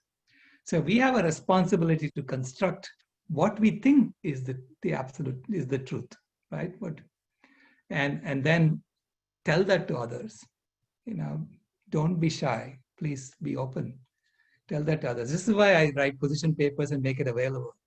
And I'm telling people, look, I'm not doing anything new. I'm just taking data from their own sources and pointing out why that they're already pointing out to us that animal agriculture is the leading cause of climate change. IPCC is already doing that, but they're not mentioning it this way, right? They're not putting it together. So it's up to us to put it together. So the same way, I mean, I think it's a responsibility of young people to question what they're being taught. Because we now know that teaching is corrupted, education is corrupted, everything is corrupted. This is true. I would say to Yvonne Werner, gather some students together, some of your fellow students, and start to just bring it out publicly and put pressure on the administration. Be courageous. I started a plant-based society on campus. It's a very tricky thing to do. It's a very, very hostile environment to do that. I'm trying to keep it going. I'm not sure if I graduate next year, if there will be a student who will be brave enough to go on doing it. So it's really, really difficult. And other clubs or other societies on campus have people giving money to them that they can do more, that they can do more activities, that they can share more food and so on.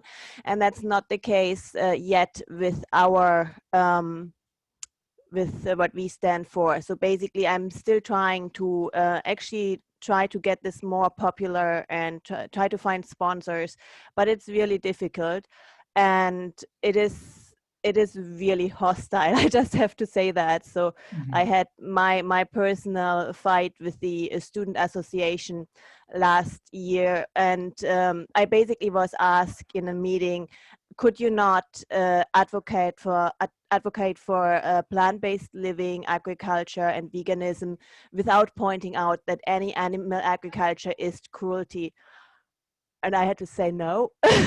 And it was not, so the people on the board who questioned me, it was very intense, and they were from the dairy industry, and one person even was a vegan, but even she was supporting the dairy people on the board. It's really, really difficult to do this in this environment. Yeah, and I think if there are any people out there, sponsors who could start sponsoring plant-based scholarships or more plant-based programs at universities, or even, I wrote somewhere down in my comments, in elementary schools. So we have here, I'm in Nova Scotia, Canada, we have the egg industry giving thousands of dollars in subsidized food, eggs, to the elementary schools. We have the milk industry giving money to the schools to promote their foods. We don't have free vegetables yet delivered to the schools. that's really something which is missing. First of all, I just want to take a moment to honor you and your work, and just to send energy through this group of 47 people, or however many are here, to give you the strength to continue. I'm getting goosebumps. And also just sending energy to all of us. This is not easy. We all experience pushback. Most of us on this call are a mutual admiration society. I would suggest that perhaps you drop your contact information in the chat, and we somehow figure out how to help you in particular because you've spoken out. And I'm going to go back.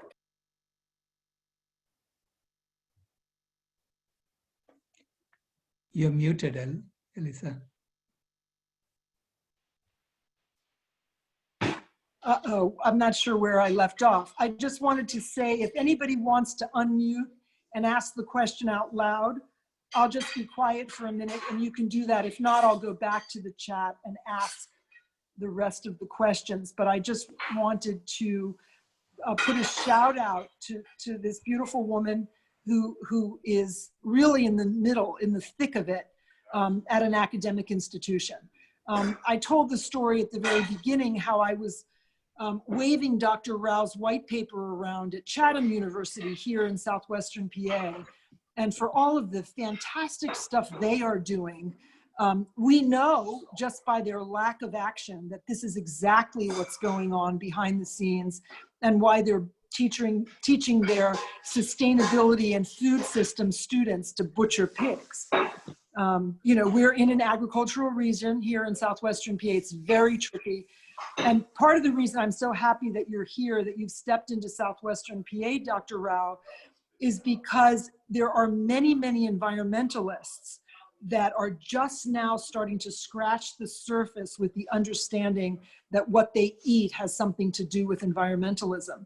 So that connection, I have a mug, you know, that I got at the North American Vegan Society conference several years ago that says, you can't call yourself an environmentalist if you still eat meat. And when I first read that, I almost threw up because I thought, this is the first 50 years of my life. I ate chickens and fishes and you know, the milk that came from cows that was meant for their young. And you go through this deep mourning and sadness, you can move into depression. And so how do we lift ourselves up from that? Even those of us that have been vegan for 8 years, 10 years, 1 year, 1 minute. Let me see here. I'm gonna look at I'll go back to the questions. We still have another, I think it's another 15 minutes or so here. Okay, where were we? You know, the thing is, we need to know that we are part of a larger movement. You're not alone. Okay, you're not alone. There are lots of people fighting with you. They may not be there right next to you, but they are doing their part to make this movement grow. And like COVID-19, this is an infection that is not going to go away. I mean, this is only going to grow, okay? And it's inevitable that we are going to get to a vegan world by 2026 because we have no choice. You have no choice. So it's like, you know, do you want to fall off the cliff or go back here? I mean, of course I want to go back. I don't want to fall off the cliff.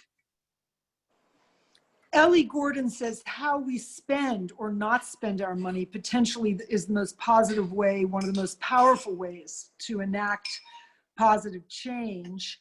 And Sean asks, has biocyclic, I'm thinking biodynamic, but has that vegan agriculture been incorporated into curricula? Does anybody know the answer to that question?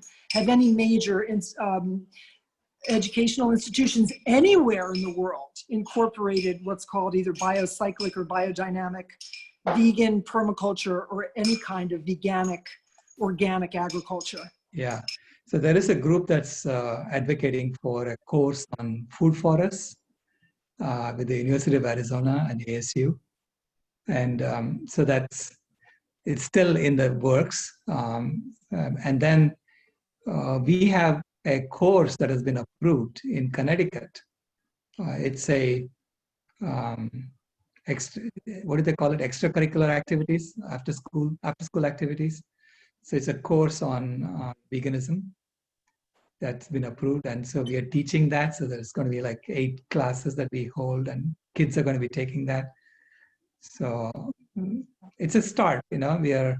I think we need to get to the elementary school, middle school children, and through them to their parents. And we need to get to the university students and get them to transform, because that's the generation that's going to pull all of us out. They're going to go first. They're going to get there first. I agree with that. Putting schoolyard habitat gardens in, schoolyard vegetable gardens, and also not putting out guilt, so that for example, Plant Pure Pittsburgh, the Plant Pure movement worldwide is very good at saying, hey, you know, try a meatless Monday, try one meal without meat, and not judging those that are in the transformation. I think that the vegan movement perhaps has been a little bit guilty of that, just as the environmental movement has been very guilty of judging when they themselves are participating in ways they don't even realize, perhaps. Yvonne Werner also says, unfortunately, mushroom and cacti leather isn't mainstream yet. More money into that industry could change that. And Henry Mongrain says, yeah, Alyssa, but making leather requires lots of chemicals. And also microfiber clothing is mostly made from recycled plastic. When factories make it, that creates demand for recycled plastic and makes curbside recycling more economically viable. So those are all valid points. And Sean says we should, you know, he's agreed to regarding reduced consumption generally. Yvonne goes on to say, children are not rewarded by society yet for being vegan. In elementary school, curriculums and activities are still based on common culture and very much non-vegan. Vegan children in elementary school are the outsiders. They bring weird food, don't take part in common activities, etc. The milk and egg industry subsidizes meals. There have been no free veg deliveries to my son's school. Those are also excellent and valid points. I did notice that we raised our children meat, chicken, fishes, dairy. That was how we raised them. That's how we were raised. But now that we've transitioned, my husband and I, into veganism, our daughters are much more vegan leaning. And so when they were a little bit younger and still in school, they would bring healthy vegan food to school, and invariably their friends would start snatching the food. They wanted some of it, you know, because it was it looked, tasted, felt, you know, visually it's satisfying and it tastes delicious. So, you know, that's the great trick. You just put the deliciousness and the abundance of you know, whole food, plant-based or raw living food veganism in front of people, and they can't resist. It's a good addiction. Paula Franklin says, I still feel the addictive aspects of eating animals is not comparable to wearing any kind of clothing. Yeah, it is. I mean, she's absolutely right. It is a, I mean, a lot of psychologists have to get involved in this. This is about helping people get over their biological addictions. It's not just, you know, psychological addictions. There are also biological addictions that happen because the liver shuts down, because the liver does not have to make these non-essential amino acids, right? Because we kept eating protein that looked exactly like our protein. You know, that's why we don't have to, liver does not have to function. So it's about waking that up slowly. So Dr. Michael Clapper talks about that a lot. Yeah. You know, and I have a story about my granddaughter. I will tell you, because she was raised a vegan. And so when she was in kindergarten, she made me come and talk to her friends about veganism. And she got her teacher to agree. And so I went and spoke to the kids. So I walked in and they all said, what is veganism? And I said, imagine that a rabbit walks into this room. How many of you will go and play with the rabbit? They all said, oh, we will play with the rabbit. I said, then you're all vegans, right? And because no one will go hurt the rabbit. We would never hurt the rabbit, then that means you're vegan. So by making that connection, immediately then Kimaya became someone that they wanted to aspire to. So they didn't want to eat animals anymore, but their parents were making them eat. So the next time I went to class, they were literally apologizing to me that the parents are not listening to them and making them eat and so on. So you could tell how they were affected by it. Of course, the principal, when she found out that I had come and spoken to the kids about this, she called me and said, don't ever do that again. Because she got a lot of calls from parents because the children didn't want to eat at home. And of course, and then I think a year later, the principal and her husband came and watched What the Hell, and they went vegan. So when they went vegan, then I had someone on the inside doing the work for me. So that's a beautiful story of the gradual nature of the transformation, whether we like it or not. Right. When our children were younger, we put in gardens and we brought fresh produce in to make salads. Right.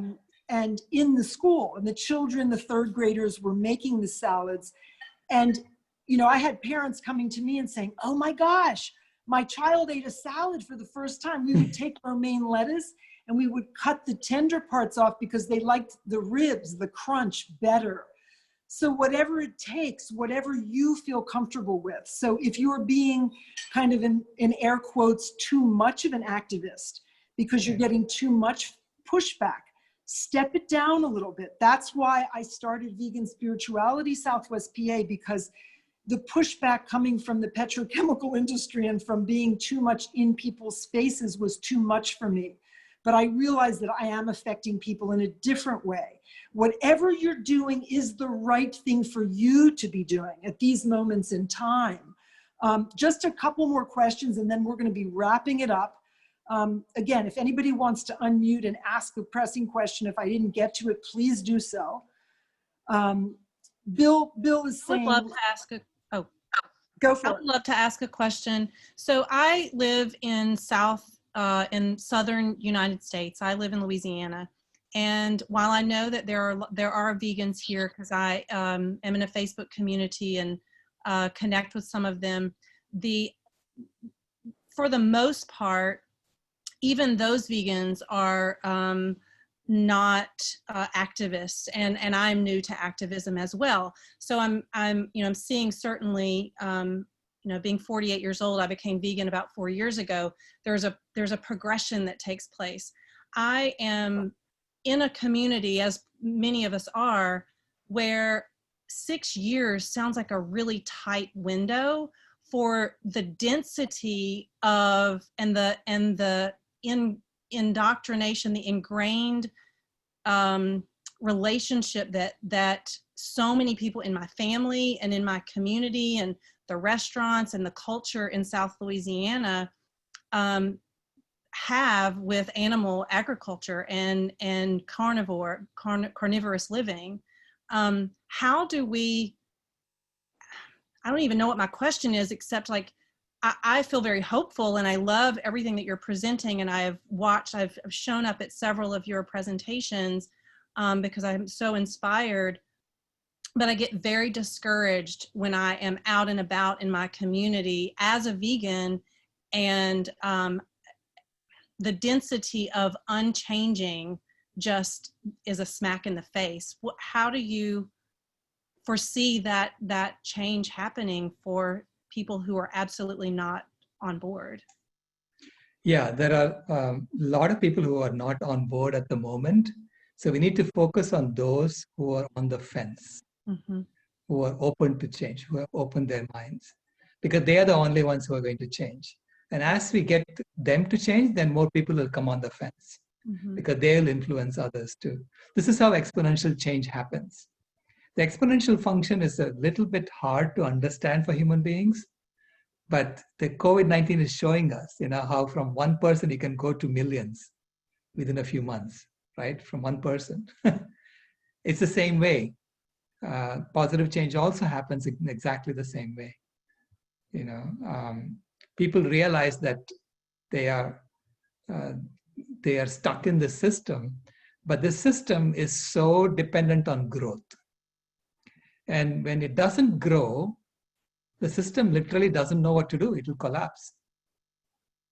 Okay, so we have to be prepared for that, and we have to be prepared to step in with alternate ways of thinking about things that would bring people together and saying, look, you're not totally dependent on pieces of paper with pictures of dead presidents on them. You know, there are other ways to take care of each other, right? So this is why alternate systems of currency, alternate systems of governing, they're all coming together now at the same time, and everything is distributed. It has to be distributed. Okay, so we need to have some faith also that we are part of something much larger. When we think we know, we tend to be looking at it from the perspective of our ego. So I just let go. You know, I'm saying I'm doing my best. It's not in my hands. It's in all our hands together. We are all in this together. Question. Oops. Oh, sorry.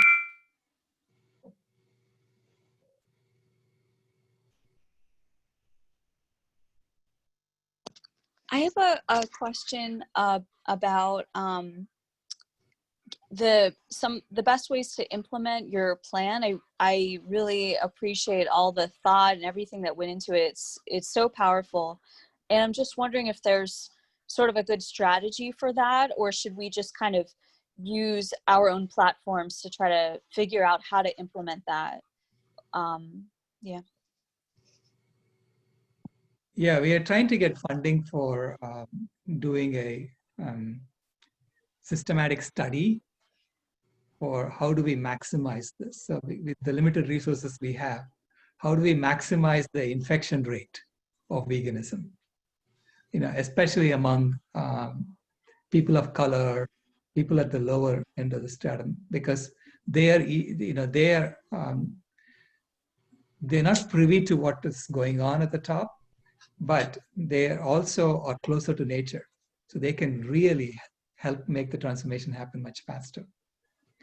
So we are seeing if we can get funding for that. If not, you know, I mean, that's a very systematic, scientific way of going about identifying what are the best ways of talking about this. How do we tell the story that resonates with indigenous communities, so that it resonates with Black communities, it resonates with people of color, and with different segments of society, right? Because this is what corporations do. That's how they maximize the uptake of McDonald's, you know, Big Macs and things like that, right? Dr. Rao, I want to thank you with deep green vegan gratitude from the bottom of all of our hearts.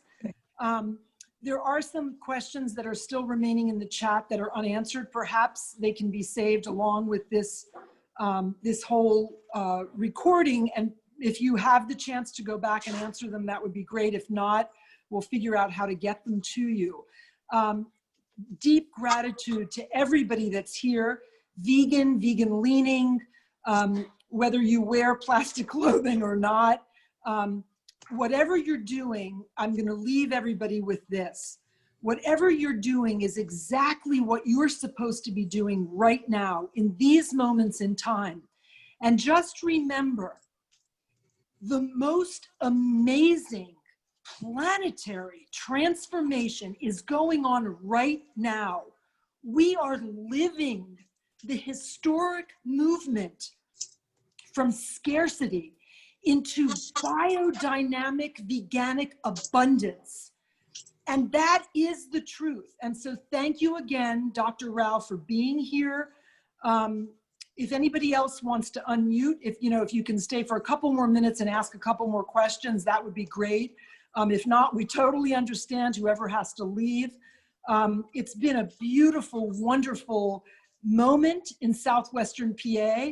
And perhaps we can all just hold hands for a minute. Just put your hands up there into the screen and know that we have created a circle, not only in Southwestern PA, but up into Canada, out into other places in Louisiana, to California, to the corners of the earth. I'm not even sure where everybody is from. Just for fun, you can put where you're from into the chat as we're leaving. But these kinds of gatherings do make a difference. And we've now planted some more vegan seeds and sprouts into Southwestern PA, and we thank you for that. So, namaste.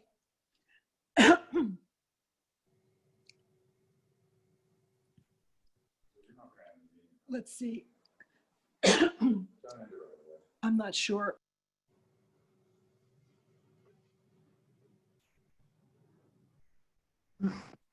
Paula Franklin, do you have a question? You're unmuted. Yes, hi. Okay, I just want to kind of like sorting out what the question is as I speak. I was involved with a group called Vegan Justice League, Agriculture Fairness Alliance, and their mission is to end subsidies and bailouts. Now, this is a huge impasse. They say, they've researched, that all our vegan advocacy and consumerism is being completely negated by these bailouts and subsidies. And if you look at the USDA website, you will see this in plain sight, that the numbers of animals bred and killed are going up every year. Wait, I'm sorry. Wait, what did you say? The number of what's going up every year? Animals. The number of animals being bred and killed are going up every year. And this is with your tax dollars. Your tax dollars are paying for this through subsidies and bailouts. And everybody should be enraged about this. If you haven't heard about Vegan Justice League, Animal Agriculture Fairness Alliance, please look into it. I left. I was there for 2 years. Mainly my role was trying to drive donations. I see it as very slow, very frustrating that this is not penetrating in the vegan community. And Dr. Rao, I mean, I think I've heard you said somewhere along the line that you feel the system will implode upon itself by itself without any push, without any legislative, political unifying, anything like that. And can you address that, please? I just don't see. This is all very good. This is all very noble and beautiful and idealistic. And brass tacks, I don't see how it's going to happen. No, Paula, you're absolutely right. We have to do our political work as well. So I support the Animal Agriculture Fairness Alliance. I have been giving them money on a monthly basis. Oh, beautiful. Yeah, I think all the work that we are doing has to be done. We can't just stop something and saying the rest will take care of itself. No. We have to keep at it. We have to put our shoulder to the stone and push it. All of us have to do it together. And remember, as Pierre Teilhard de Chardin said, we are all pushing our way up the mountain. And eventually there's only one top that we're all going to get to. But we're coming from different directions to push. And we have to push from every direction. You're absolutely right. Okay, thank you. Would anybody else like to unmute and ask a few final questions? Paula, if you're done, you could mute. Beautiful. And let's see, I'm gonna be a sleuth and see if anybody else is unmuted here. Nobody else is unmuted. Let me see if there are any other kinds of questions from some shy people. Somebody says, Yvonne, that she attended a Cube of Truth yesterday. It's an amazing opportunity. Just one person looking at the footage and saying it gave them the last push to go vegan is so rewarding. Many stop, many take pictures and look up later at home and what they've been looking at. You can join a local chapter and participate. The link is in the chat. There's so many kudos to you, Dr. Rao. I don't know if you're reading the chat yourself, but really people are so very appreciative. Thank you. All of this, Sean says, makes me think of what John Lewis called good trouble. Sean appreciates the focus on connecting with, on the fence, and for veganism to be inclusive. Thank you so much, everyone. Thanks for the encouragement to the organizers and Dr. Rao.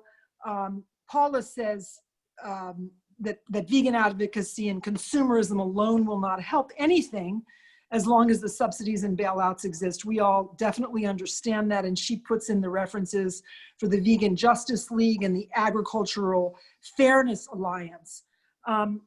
I guess I'm going to do kind of one more closing, which has been an awareness that I've had recently that I want to share, and just pass this along as a little bit of a gem. I have been an environmental activist for about a decade, probably for my whole life, but more actively in the past 10 years. And what I realized with what became burnout in that world, the fractivist world, was that I was matching my angry energy with the energy that was coming from the oil and gas industry. I'm going to breathe into that. Take a breath with me. A deep inhale from the center of the earth, through the bottom of your feet, through your whole body. And then exhale all the dissonance, the disgust, the angriness, the upset, and recognize again and again and again that we are all doing what we need to be doing at these moments in time.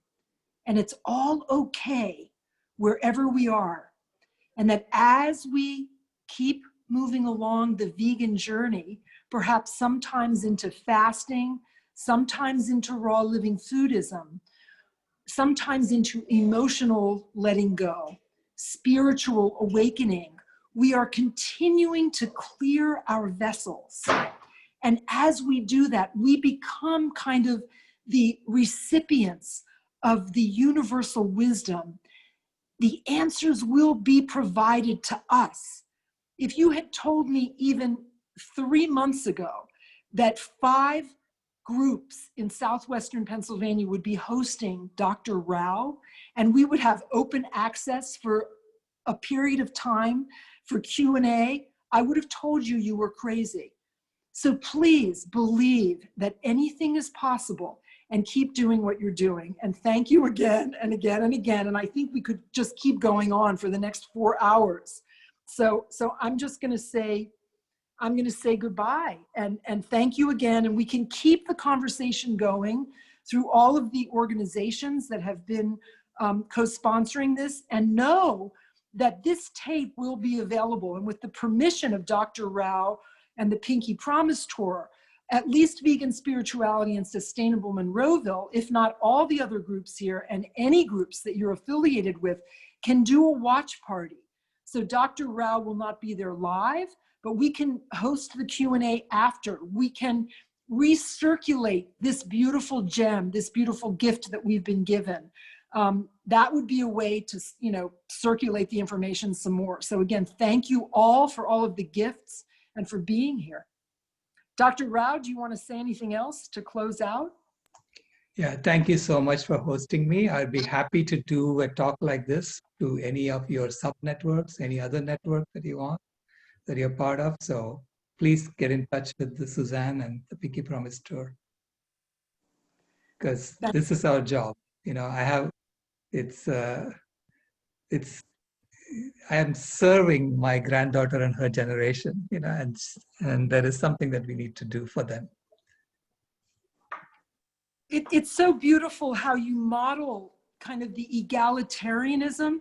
And I know that people are interested because at the peak, there were about 47 people here. Suzanne told me that 57 registered. That's, I don't know if you're familiar with Heinz 57, but the Heinz company started in southwestern PA in 57 flavors, right? So 57 people registered.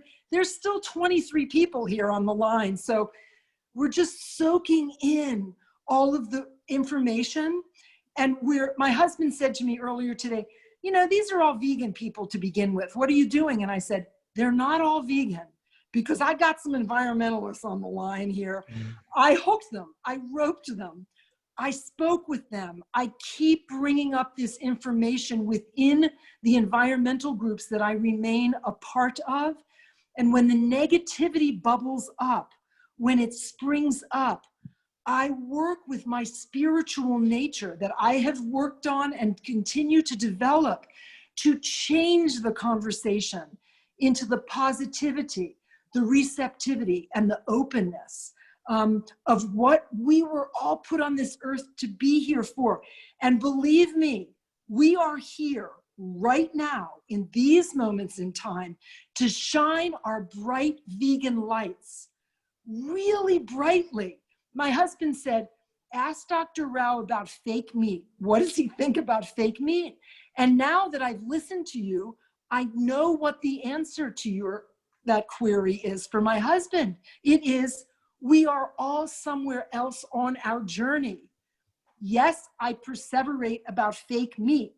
Yes, I perseverate about microplastics in the Allegheny River and the Ohio River and the Yuccogainy River, which feed into the Mississippi and the Gulf of Mexico, because I have a science background, but I need to understand and be humble that not everybody gets that.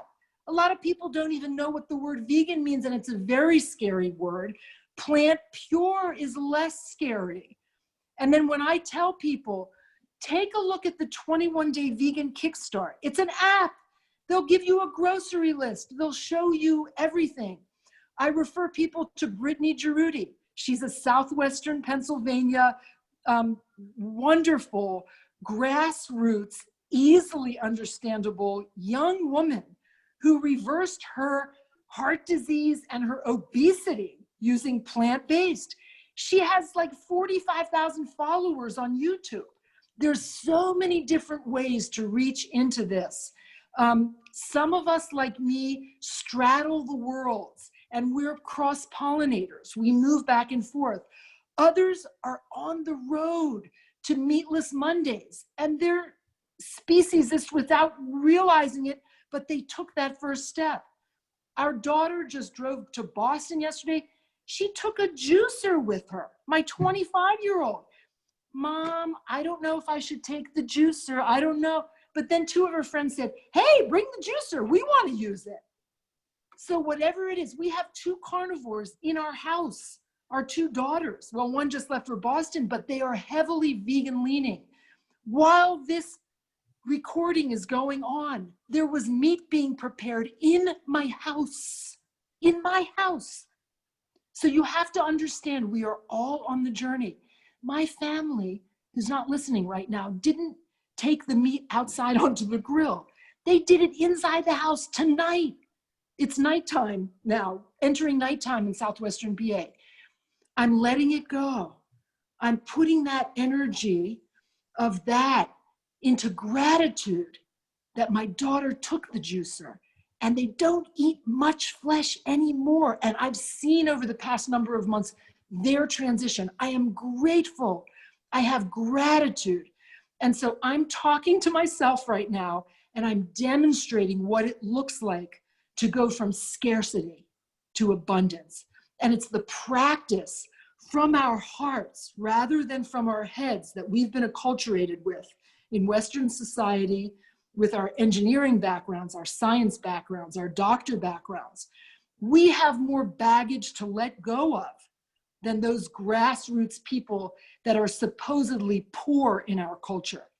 We have more to let go because, as Dr. Rao said, the poor are closer to the earth than we are. We have a lot to learn from them.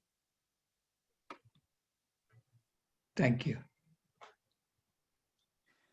So I think if your people don't close the meeting, we might be here for another 2 hours. I'll stop the recording. Thank you all. Thank you, Suzanne. Deep gratitude to you and Benjamin, and have a good time off grid for a couple of weeks. Then we're going to be back bothering you.